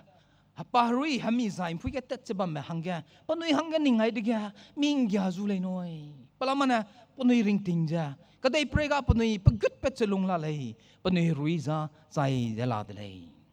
punui ruiza kau di la de lei punui ruida zai di la de lei sapchul dai lak di la de lei si pau bau hang ning ai de ga milung mak zu lei za piti saram ko na punui kadai pre hang dun na ning zelung ma bau tu ning ai de ga punui du ingya zu lei za palamana kadai pray gu suigut cha loket hang le tingim ramza batun mak pa hang le panui ring ting loket hang run na hang ning je long ba bau panui du pe gai de kya ming ya zu le za 1 Corinthians 15:19 ya nui ngau le na mai youth conference ga wa ni ble na anui harui hangge ring betun mak pa hangge anui tet kaira sa kaira pak kaira nung ka sa gamza ira pai si tara da ira hangge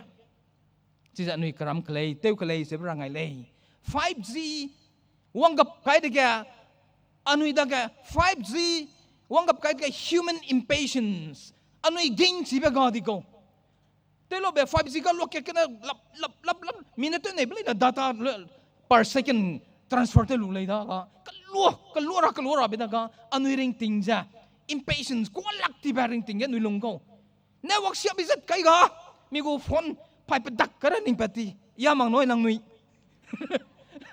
mi emergency tem nei sang bam le lo ga ngau lak kai be lo ga ding lak pa hi bam ko nui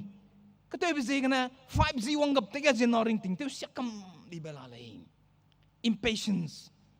sira mak sa 5G wang gap kai te ga popular overnight ka se ko lo ket kana tingmui ket kana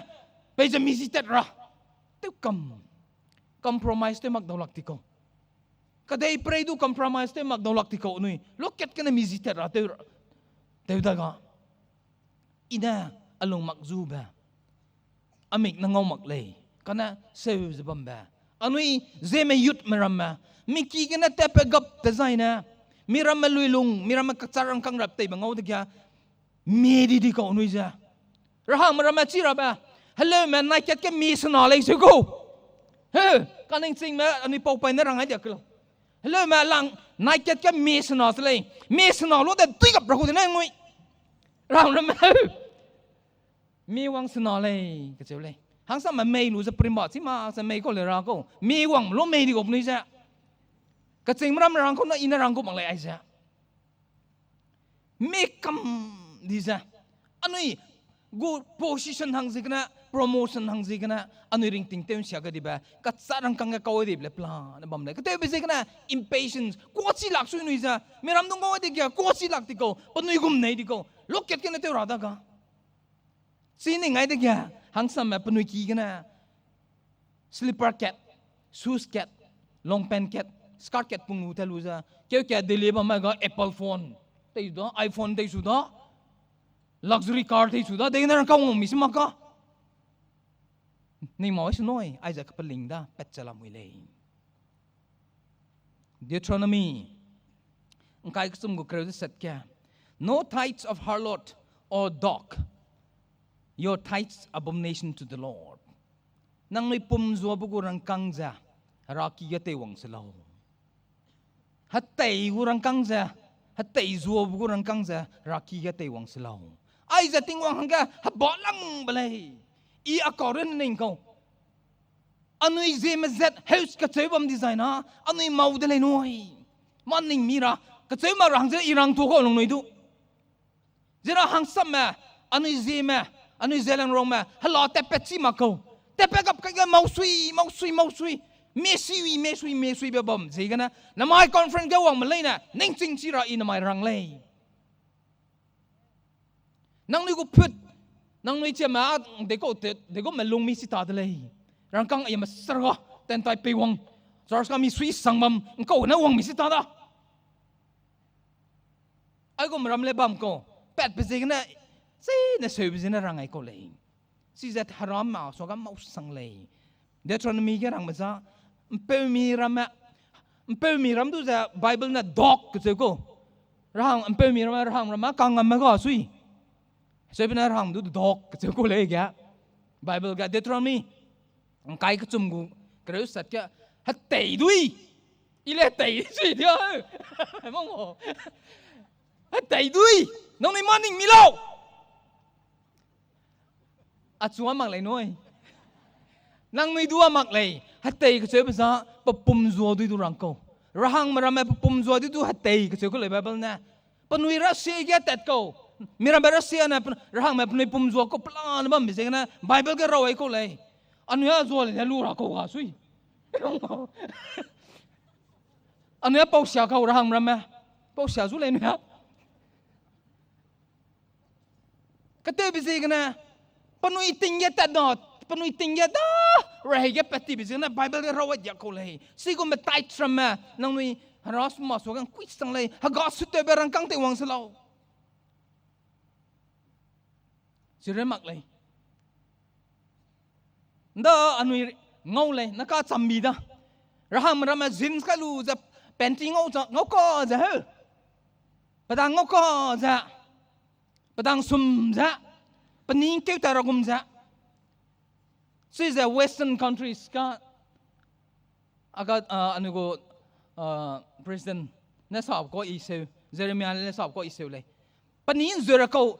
gum za phu ye na ngau lai da pum zo ko de ke ko western ga anui ke de ga zo ko na ma di ha he tan na sang lai ni ke de ga minin zura gum za kai bra ma mira ma bam ke sia ba tak li nei ko nu za bagu condition na bagu background na chi mak cha minin zero gum za phu ye do da pum zo ko de lei ku nei ne ku do wi lei zo ko western countries ku type ko bible ga rawai biza sigo marama pet ba mzigana hey 5G ga long mzigana ago ma wang le pule no enui da du harana chi jan se mak lei ka se ko lei ai mata lei no wang mza anui ging si ba ga mzigana lei loket kana ile loket ka akaruna nang nui le lo ka ning jabam no le hey hindu marama haradu si mak marama ka lak isang crorpati kam lei anui kala haradu sibra met lung sia sang rapeu ko to ndai ko ta te bilao I akor na na kya ka question te ko nang ni le hening ngai ting la mi kha lo bam kam le he kala haradu sibra ma lung isang anui haradu sibra met lung sia sang sam rex na ko sum gira le hey lung kalak lung isang mam don nung sara ga le pala mana punya loket hang do na sap che bam ko le noi ka se ko han nei hit pe bam ga punya loket sabam ko le ko ra bi hi si ma ko le noi kana nang nuya na harana kam na mai nang nuya harana le sam sai ba ko le hara kang ja ba nang ne lu to du le anu hara tu tuang keu ra la ko kala lung I de dui suna mira ma tu pi ra nang ma ko iza kala lung ilang me pe ko rama so kya plama ya harana chang no bse gane nang ka sa de bugam ja 5G speed 5G that speed that pa look at kena za ka bet pro za te dam bi ba transfer lon te ne ne bi lo ga data transfer te do we ko lai ka gana it has technical issues na mai ka tang ga pet la da 5G za pa zitat sam ko lai I sam ko lai kana technical issues bam ko lai si ga in twin ri mak lai noi ka dai pre go gutta in twin ri mak lai 5G that in twin ri mak lei kalak lung I baza in twin ri mak lei limitations bam ko lei connection sia ba lo te lei signal ga ba lo te lei mai katang signal ga te lei balance anugo balance ga ba lo te lei battery ga ba lo te lei agu battery ga ja keng nga jang na phone du ga da ka kana Christian ma youth Christian ma rang lem lei na chiraba anui si pauza secondary kaluza God's timing is always perfect seko tingwang gu timing za anui hagui kale 5G timing za problem perfect twin remark le noi kala tingwang gu network za problem ga le tingwang gu pahi ilang ba anui hangga tele kam ai za lam le noi suna anui kalak long sia bam le bui le milong sai ra ga le harana anui hangga timing ilang ba timing tele za bam le se ba anui sira 5G network cha anui regret te bi hi bam le ka ga na tingwang da ga ngewai lu ble na regret te ramak le Ecclesiastes kachum go kreuket kerang le God made everything beautiful in its time pani hi ilang betsui ga tingwang ana talew kam mai di ko le but thau ilang betsui ga tingwang ana talew kam mai di ko le anui na gingsi la ko lengam lak pi ko lak pi ko ni na anui hanga talew kam mai ni ko de le ko se ko bible na rang ba season anui hagui ko za tingwang go timing za anui go ko za tat kale kumera rama nang ni maning mi za ning mi ga lao kumei zun za kumera te lo minaw ku siagap mei siagap kai belo ga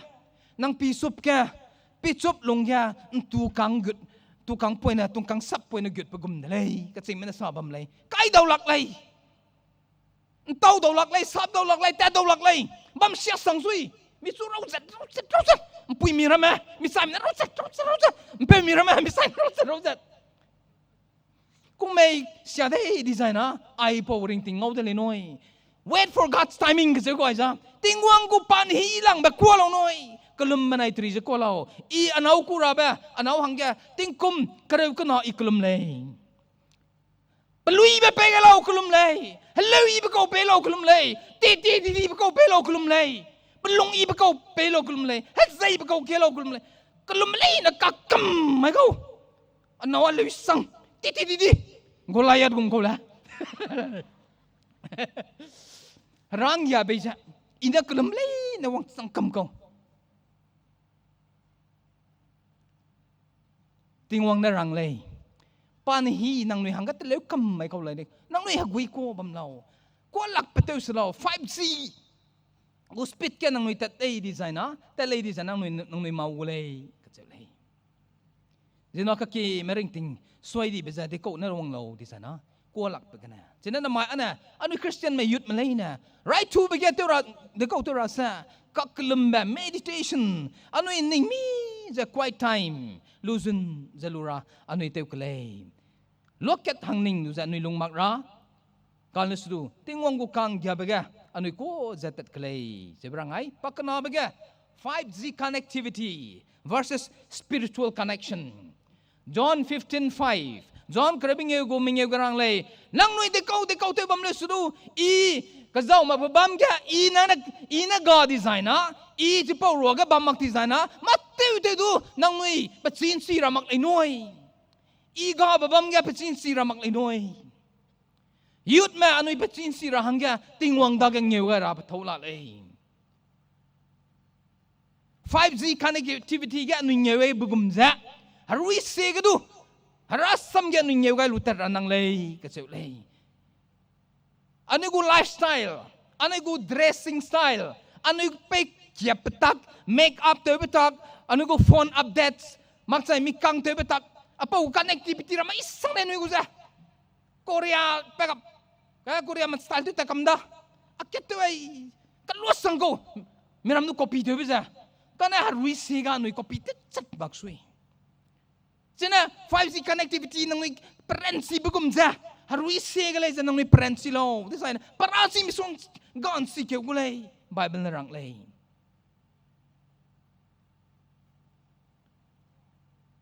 Ano ko 5G connectivity za super fast kalung pakcela lay kana spiritual connectivity harui sega na nui battery low tu kam jela lay no naka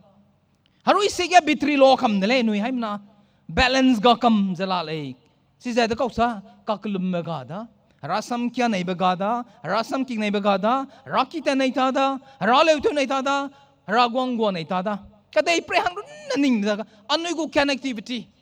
Matali na za, kêu cầm đi lung lay. Anui ning mi ra ning ra la lay. Internet connection, tingwang gu internet connection tu ziya pagla suy na ka anui. Semang ma, nang karon na nang lam ning ay nilaw. Internet connection pi gay digya, anui harui sige tu ziya pagla ray. Tu zi ko sa data download ter again rui terai di, rui dah kualak di, rui terai di, rui terai. Harui segan ribam 5G ka sarga pakwi 100 meter paktati harui sega nui sakam di bezega na namai 2G ge nui lungmam ba harui sega 2G ge bam lei na namai ko conference kana 5G hanga pak hang kham ga ra nui teu klei ka sebe irang ani lei example kat ipe ga gulei naket kelak aket na pastor tu tak teu ra kulei sele Namai ko ma tamsay betul rada pastor hangga golden spoon katsagu spoon lele ko pesa katsagu spoon na teura pastor migo pastor do hugo betul ma tinga hong sang di ko katsak ago ma ring poi na ago ma gyang kara besa sang him reu di sui iring ketelo ra ba sang him reu naka pagu value za kêu lang mà đã chỉ là trang hiểm rồi dạ hết thì giờ nó spoon cái từ lúc rồi bây giờ lắc lăng kêu lẩu lên như ngày đi kìa ลักสปุนเตลูซาตักเตอราคูเลยเสก็ตักเตอราคูเตกี้ไอ้จานน่ะมาหังกัดเลยเลยสุดจ้ะ golden spoon กัดซักกุสปุนไปจ้ะปัสสาวะเลยจะงอเลยไปสวิสสังเราเลยas aku members มันมาไอ้เจ้าแกชูหงเบ้งอเลยไปสวิสเชียเราเลยนั่นยังไงดิแกสินะเตอรวยสวยก็ไปบอกหุยรวยสวยสปุนหุยซึนไอ้รู้จ้ะตักเตอเลยรู้แต่ดูไปจังแกปกี้จ้ะก็หุยมันปีกะสปุนเด็กอ่ะปกี้ก็จักสปุนเด็กอ่ะดิโก้ไปปัสสาวะดูตักเตอเราคุยแบบเมาสังเลยปกี้ลงมักสังดิโก้สังกี่จ้ะหากว่าเจ้าจะคุยไปจ้ะสปุนหากกอรู้แต่ไรดิปัสสาวะมันก็ไม่เข้าเลยเราเลยนี่ไงแกอันนี้กังไม่ปัสสาวะหังเกียรอิสาบัมเลยพอไปลงมักปั๊มมูเลยอิสาแบบสอนก็รู้สึก example ที่สอนมักตรงนั้นสอนได้แบบกูปัสสาวะหังเกียรอสวงเลยนะแกปัสสาวะน้ำมันอันนี้อสวีเลยกูเราอินังก็ไว้หลับเลยนะหังก็กลุ่มเบจะกลุ่มฮับกลุ่มจะคำเลยเนี่ยเจ้าก็ปัสสาวะหังเกียรรุ่นเด็กก็ริงมันเมื่อสิดูไซส์อยู่ได้กลุ่มจะกันไซส์อยู่ได้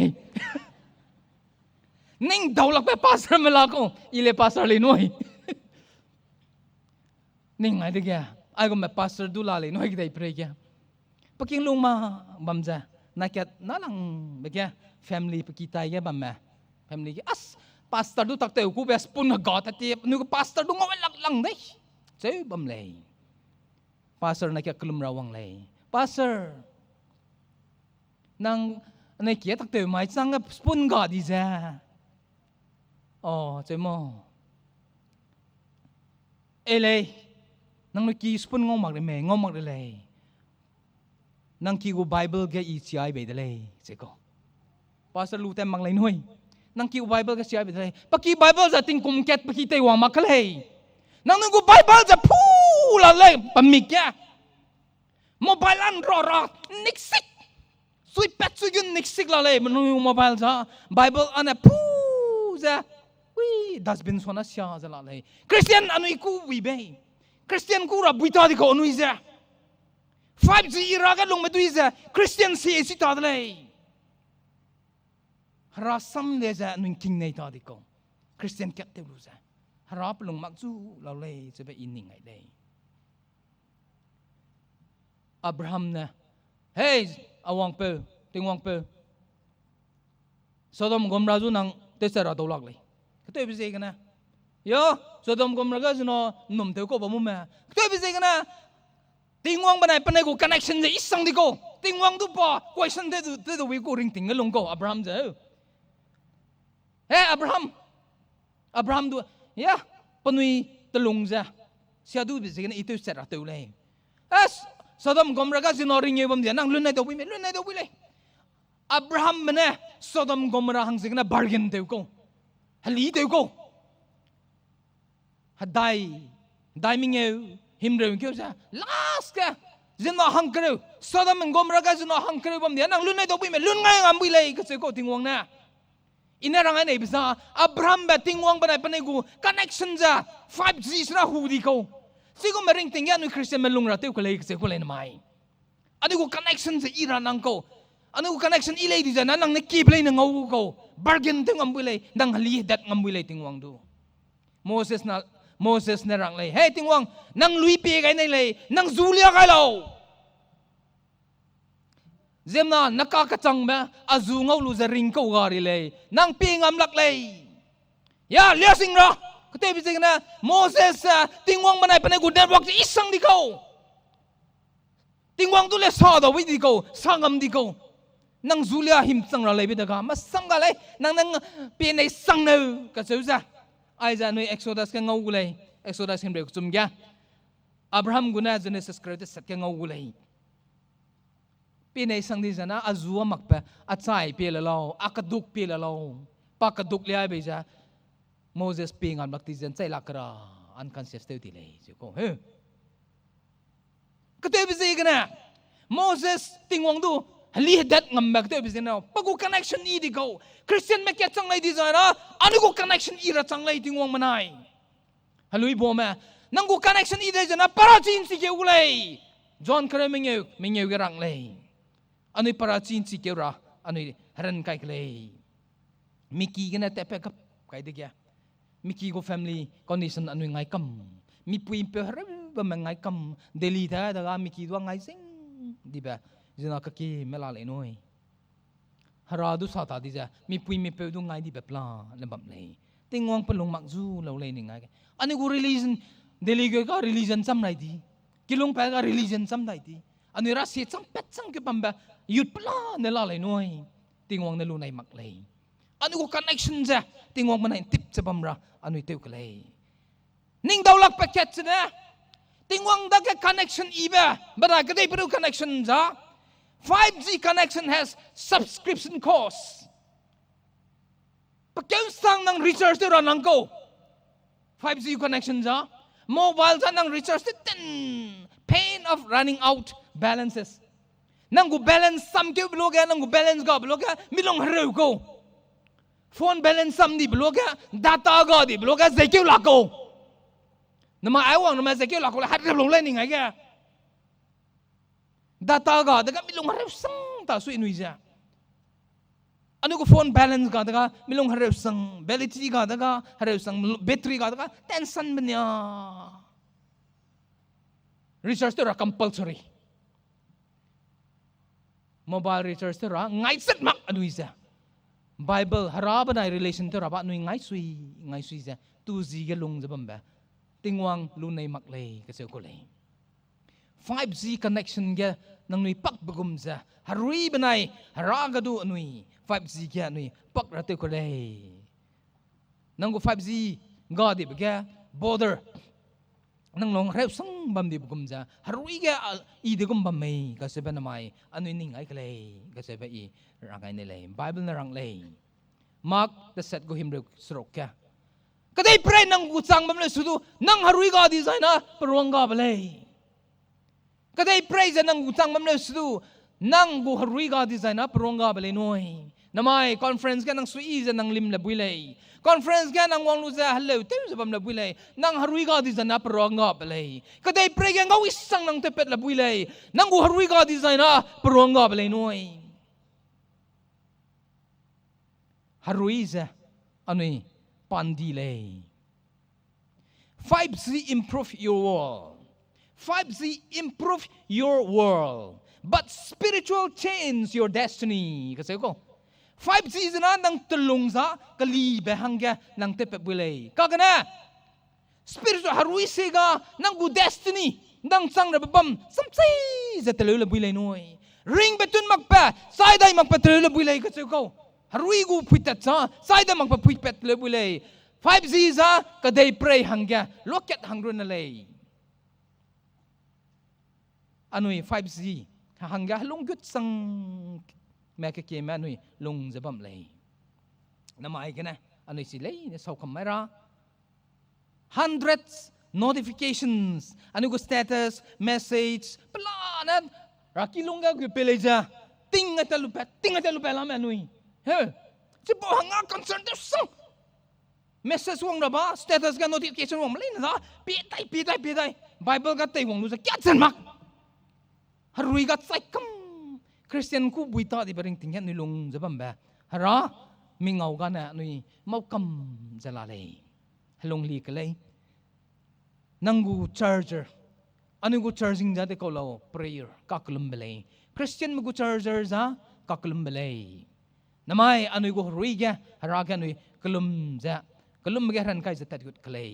5G contain overload versus godly contain 5G exposes you to lots of entertainment ปัจจุวงเลยกันนะอ่ะพวกเล่นนะจ๊ะ 5G กันนะอันนี้หังกะไปวงแบบ overload พลังนะพุทติ้งบัมเลยกันนะอ่ะพวกเล่นนะจ๊ะ negative influence เนี่ยเขาแค่อีบักเตลงแบบซ้ำดีกว่านุ้ยจ๊ะก็เสียบักเตลงเขาเนี่ยคิดดีเลยนั่นหมายถึงอันนี้ดิสูสังดีเด็กอะเราจะเสียแต่ไม่ดิเซนใช่ไหมดิเซนได้บีมตัวตาเลยฮอมโมได้สวยๆเริ่มรำเลยจะบอกมาพวกนี้ใครจะใช่ไหมเราเสียแต่จะใครจะฮอมโมได้อาจุเลยฮอมโมกูสุดได้ใครก็เราเสียเว้ยตัวซีมังเลยจ้ะเราเสียแต่ไปนะที่วิธีก็ฮอมโมกูสุดนี่เลยมีกังเลยก็เลย Bible ka te du mi kang du samgu ra se ta du mi kang du samgu homo ku ko ra se ta mdu me bang du sakai ku le ka dei pray mena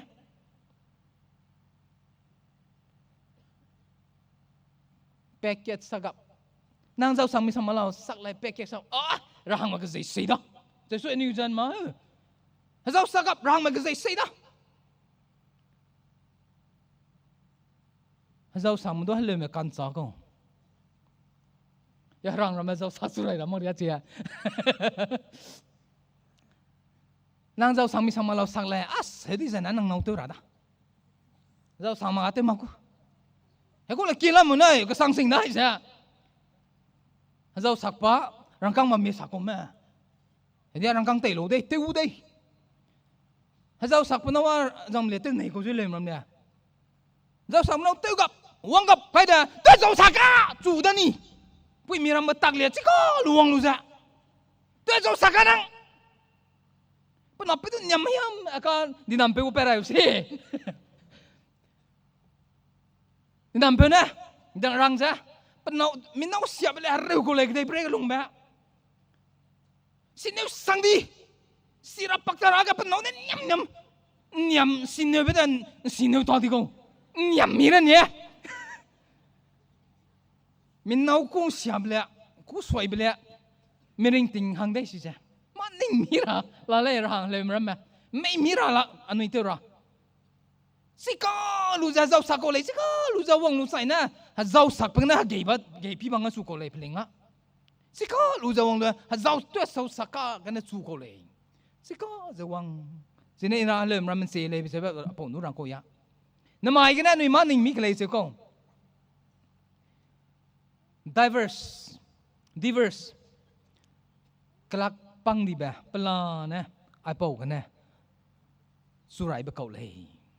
hey le mra ma me di ko le na chi po tu la da me mang mram tu ada ka na lang ba te lo noi azau sa plo to ro ma kai har sang de noi rangai bi du wi du lu tu noi ma ko wi du le pa lui lung tarai di ko nui zen ma za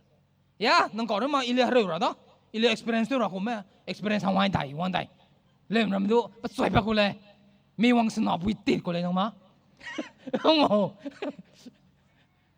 sika lu gurai ba anui ka dei pre lung mi se du ka se ko sia lai be sika alu gurai harami ngau ga anui mauzu le anui gu maning za 5G overload ka na harui se ga prong hum za nui lung za la le harui se gen sun ke di be se kana ha ge tanai be chamwang da kam gya be chamwang da tingwang da ka bam gap kai blog ya milung ga mi sui ibnya 5G creates comparison 5G na nui da ka comparison bung ko as agu tre singa za azang ngong ibi noi as azang tulung ibi as atulung za comparison mi ko na 5G na pungwang go ai za sia sang go 5G wang ba za tay mi di za isang ra put lay kana ano tay sia kam di beze kana 5G na no drink ting tem shit pla comparison wang gap kai di kya ano kang mahang kala lay masaja as azang gum lay na masan azang gum lay na lung har sang la ne jang kasarang kang tay sang go lung sia mang lay jang le garia isang me tay la ko misu da as saraje azang gum lay na za asaring tingja nangai sangi le ya hu chui ko ya ngari the ya ngari sam te ko lak le nangan pawra ga sang de ya tai miram nu ngawai de ge comparison tu ga pe se sai bin nya iza idle bi da su bin nya anau na ge ra du pam pui ga ha ge ram pui pem pya le i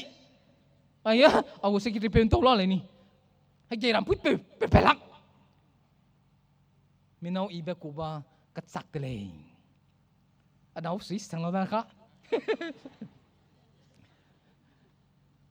anu go speaker am ne sa man pani nau gut sa mam le anu go anu pe reven ha tuina pa nau gut sa si sang sar chiran ni ge ki ngai la kam di i be sa go i le anau i be sa ko le na mai a ge witness ni la le ai a u tim hang kre wang le na fa ka na ba toy lo ngai witness le min nau i be ku do ba ka sak le ting yim ram le ani si na comparison bam dei designer mi long harau bena phui gu le noi 5G du nang noi pilu pak le design ha nang noi ring ting ya do I ba ha jai tnai ba nang noi ngau ram le noi tingwang du pi za tingwang gu kabui ba adaga bam ba kabui bi le ka se ba godly contain tingwang gu ada hanga pe ba lang sia zai lung I be zai bam zai ga za ai za hang kabui bi le ka se bam ba balung sui pung le na ha jai tnai gu le noi tingwang na se po lu nei ko Herasam ne le se po rang ko le godly contain makes life perfect Psalm 139 verse 14 gerang le hey rapel go nang atut le mizu le za ka se go he Psalm 139:14 gya tingwang atsunang dam mizu le za comparison te nang miram du comparison ya tsai zu le za dui zu le za tik zu le za ti zu le za ning de di za na nang ring ting ya nang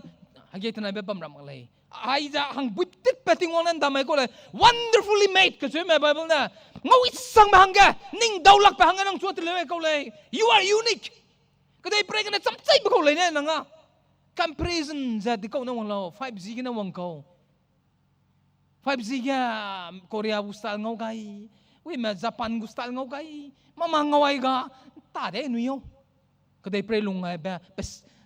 sithang lung pa ta sui comparison bam dei za nang ne haru sang le tingwang na sipo de lu nei mak le tingwang nu la nei ba nang za kabui bi le se le loi gu da I bui I sing di ko me am I good enough I sang di me hai na mai tinga social media ne rang ble te ko social media ne rang baza nang nui mak le noi se ko nang nui heura ko dress heura ko nang peitam heura ko dia ko gira ko tik ra ko zai ra ko social media ne rang le nang nui te di ko rasam ne rang le ne te mal sui social media bang sang di sui nuya nang nui hai na social media sai sui tera tingim ram te mara social media sai sui mele na sai sui sai tera sui ani social media na ani zu te sia di plan ala ting si khale se ko na my Christian youth in 5G era ani go topic cha hey Christian man only 5G era ga long matui ting si za te lo noi ka se ba topic kai ko le na mai wang ai ble na nui ting si za tat kale believe in yourself nang daga nang runa I delay ka se ba nang ningai lo se le 5G Swiss identity 5G ya pegong ai de nang go personality cham kam Instagram ga gyo ga nang go person status samda ayama WhatsApp ga gyo ra ga sam rai di Facebook ga gyo ra sam rai di nang go lung ja pa gyo sui Christian go lung ga chi pom mak lai harana lu nei ba chi pom mak lai harana lu nei ba kan zei be kapling be sapem aket chang aket runa lu nei ba tingwang na anu ya pa gyo tingwang na rang ba sa you are my child nang za ano lai noi ka se ko John 1:12 nang noi za ano lai pa gyo ra Facebook ya samsi Instagram ga gora samsi nang noi lung za si zen de ko na wang lo 5G na noi lung za te petu identity te kli bam ko si za tingwang na lu nei mak lai Jeremiah himrew ket go kuchum ga you are love tingwang na noi do hung jala lai noi ina hanggalu to lang Bible verse Lamentation chapter 3 verse 22 we are not consumed by his mercies harakang kya bezi gana namai ka sang benang noi du rutu mak cha teu sia mak chabam lai noi teu sia bui di ko le se ko Bible rang ma nang noi du za mi na ru bui sing ni bi ko de le ka gana agu kang kya bezi gana namai ka sang benang noi du rutu mak bam lai noi namai ka sang benang noi harau mak chabam lai noi namai ka sang benang noi ta mi chabam lai noi agu kang kya bezi gana nang noi du rutu bui sing di ba Raming ngau ka ni sia sang di ba ramang ngau ka habas sang di ba ko de le anui za ka kana pa kang kya bezi gana anui du rutu mak chabam le loi gu da nalang bagya inara ne bza namai go ani go topic theme na rang za shine your light Matthew 5:13-16 tingwang na anu ku bza nang bi ka ba lar ba ga lo nang bi ka ba ba lung lia kai lo Christian bi ka ba ba lung lia kai lo nang go quality ki iba lung lia kai lo nang pui nang pe ko pung za nang pui nang pe na ka hui ba te pui ka lo nang go post nang go comment nang go behavior let it reflect Christ ting wang gu le lung za nang go WhatsApp ke be za Instagram ke be za nang go FB ke be za status ke be za nang go comment za ting wang gu good ki iba reflect te ka lo ting wang gu good ki iba lung lia ka lo ka se ko anoi post te brama comment te brama anoi comment te bigya Christian ket sang le di sa na anoi comment za sa ira ngau ira te ra miram ma lung wang sang ra te ra miram ma ngong gya ga ra te ra Christian le za Christian ket te za anoi comment ra ma kya do lak ti ba comment te ba plan na post te ba plan la le si za ting wang nge mak le ting wang na ra me za nang bi ka ba ba za lia pet ka lo use 5G technology without losing your spirituality. Nangu 5G te lo sudu nangu ruiza te ungai dislao. Nalang basamke we are not to escape 5G era. Ano 5G era za pang biangam laklay kagana influence it for Christ. Tingwang hangga pe za 5G za te lumi za te lungalao. Nangu phone za tingwang hangga te lungalao. Nangu instruments sama tingwang nga telo nang ko ki iba tingwang nga telo nang go talent tingwang nga telo ngalaw tingwang na lunay ba kawilang bat si delay sina na may gana 5C connection kaluza pak ngamagum harwi segado nui ransi suza anoy tat mi tat klay seba isa teda kana hay nang kingrim sa kim ngay nim suilay sayo nim lay na pere ka tingwang na hinam may blo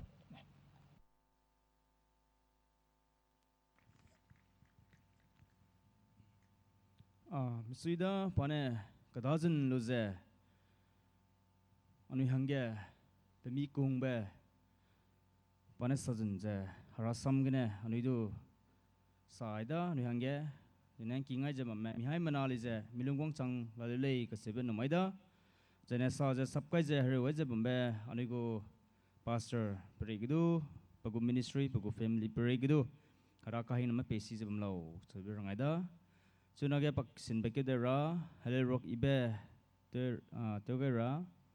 nale ring ting ilen riame namring ram suna phange pipe da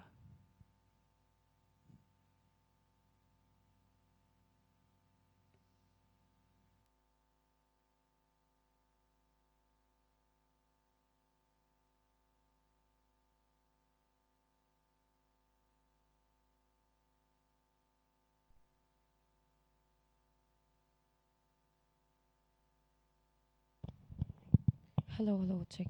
Royle. Pihin sang ne. Roy lang bagya. Fourth Youth Triennial Conference ngong ngai pe ani wang ani ra pe su di za to dele barangai dele. Sai pa kana bagya agum zan du kandi bagya imali lak sang lak te chilak zabam listu te chimak zabam listu. Atuning tawai za kalangai zabam besu tu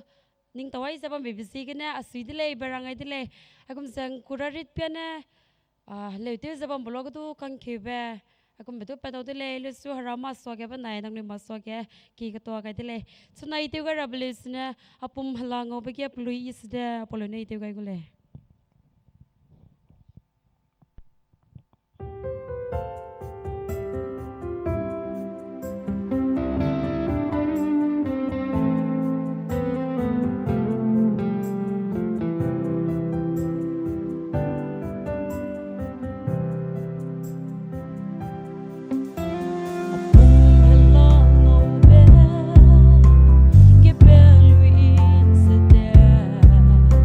Belum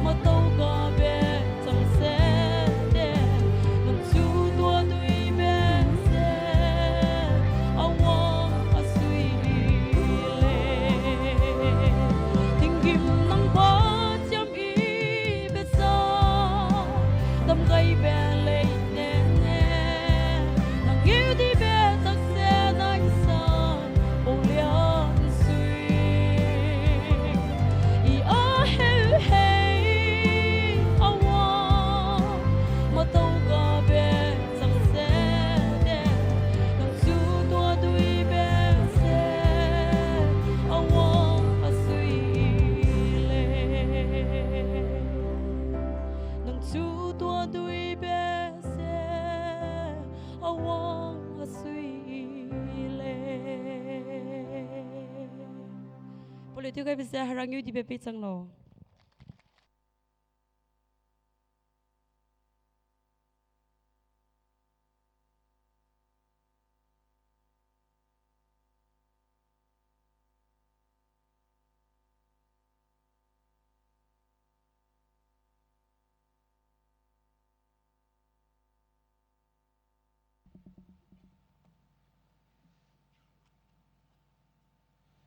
le ko ibe tike zeme pui duli ze todle sudu no mai zabam ligum ze panek dazun lu ze mi hai mana soge haraju ktobele tun rahak ze te zabam zigne regido harane hinam pega si ze aisona te si ze rangi te kandibe changjabam radle birje rangele sunage anui teke dara kambele rakile priyak hai chumje rak surup Kar leader makang wongarada mihai mana ani sabkai rahangge tuke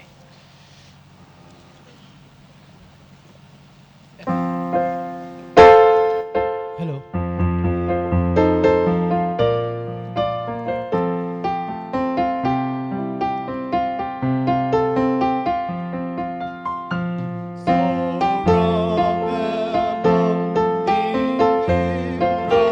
dai đâu net sang ralo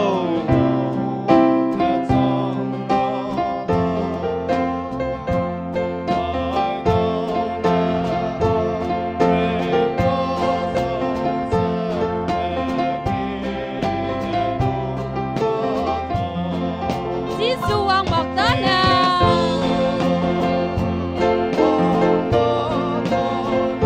Ano'y petate ko Giêsu ang bemaisay Tinggim gehrua ko Today game is sweet Beukam Yay dai bedukale Today Rajelung Herasam Isaac Magle Giêsu ang Magdala Ano'y petate ko Giêsu ang bemaisay Tinggim gehrua ko Giêsu dai isaw rawang le Dai magrarang le Pagkagen nu'y sepam kay ko Tinggim sang Magdala Giêsu ang Magdala Ano'y petate ko Giêsu ang bemaisay Tinggim gehrua ko Ripek feng se ingaw nuda Iten me dai lakda Itzay besa kutzay sway ko Tinggim sang Magdala Giêsu ang Magdala Ano'y petate ko Giêsu ang bemaisay Tinggim gehrua ko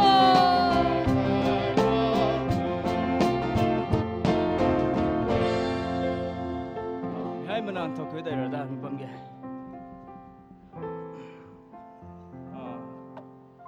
kaklumbe point rame rangarada railang bige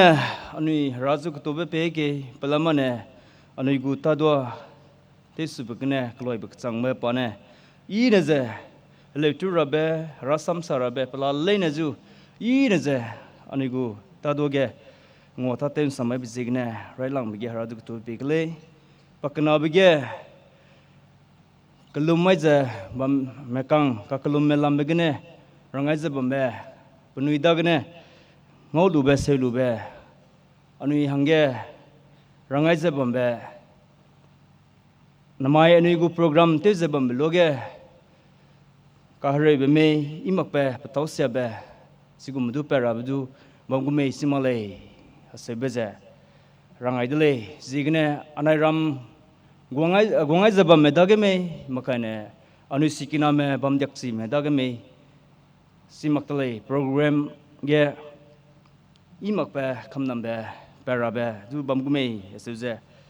bambe rangai ze punine kelumai ra hangge rangon dele sizigne peiza khamnam be pepe magra program ine zanui I agong logum ze haragu hingnam lulu zanui I zata dai ra hangge anui mihai mana kelum mi zanui kelum ra dele dene nalang mege sunai gu program namai gu program anui tendo kidai ra lamuida sidaze khamnam be ga ze sileze inje num teu gai ze bambe punui gu tan su ge mihai mana te phikam rangge anui si hang le ze ke te ra dele selu ze nalang bege anui hai mana bodi kelum lu ze anui ratoi ge kamera hangge hangsai di song TBUC wane aya gongai lu ze mihai mana kelum ke jena kelum sam rada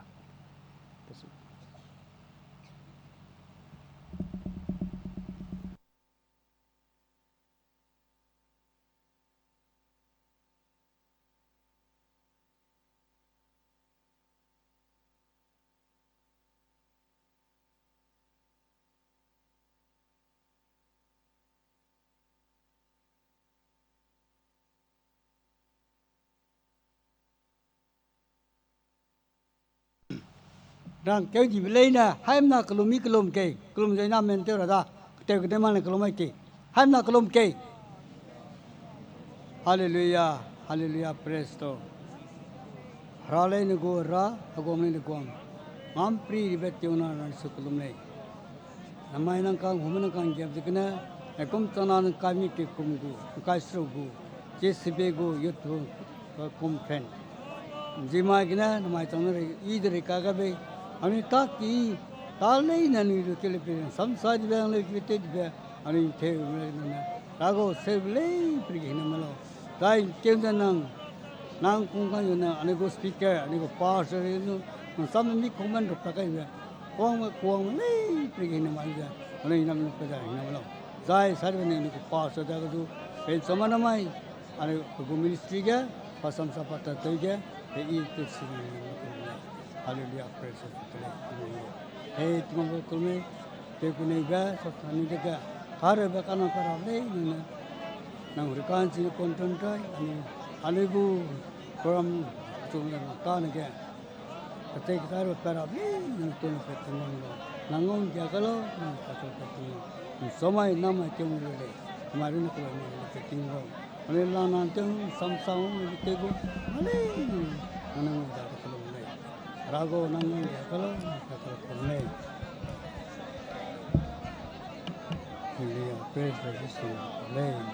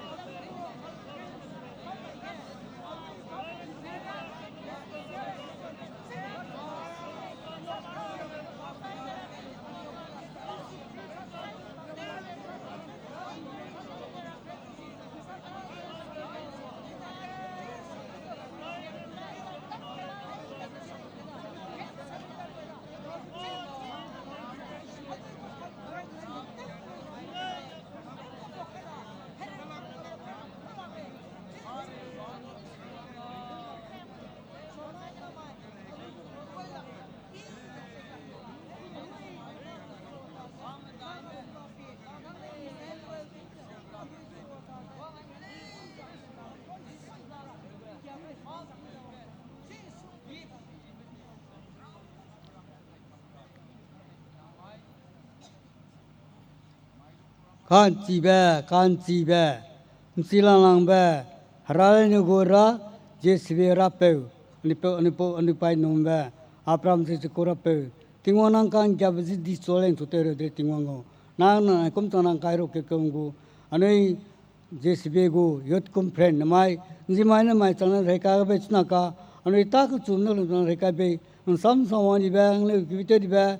rale ke pe tingwang semei prehim le pe tingwang tu to le tingwang go ko me plama anei somai na mai ta te on le pe anei ta tu anei le ma plunga de break to sia be pela go la pa te ne kare pela go ba kare ba na le ne ka to lo te di le ne tu anei le ma ta na na ngo da bo no lai cho to ne ga te ne ro me te ne kare nang kar be cross an tin se heling te lo me sta ka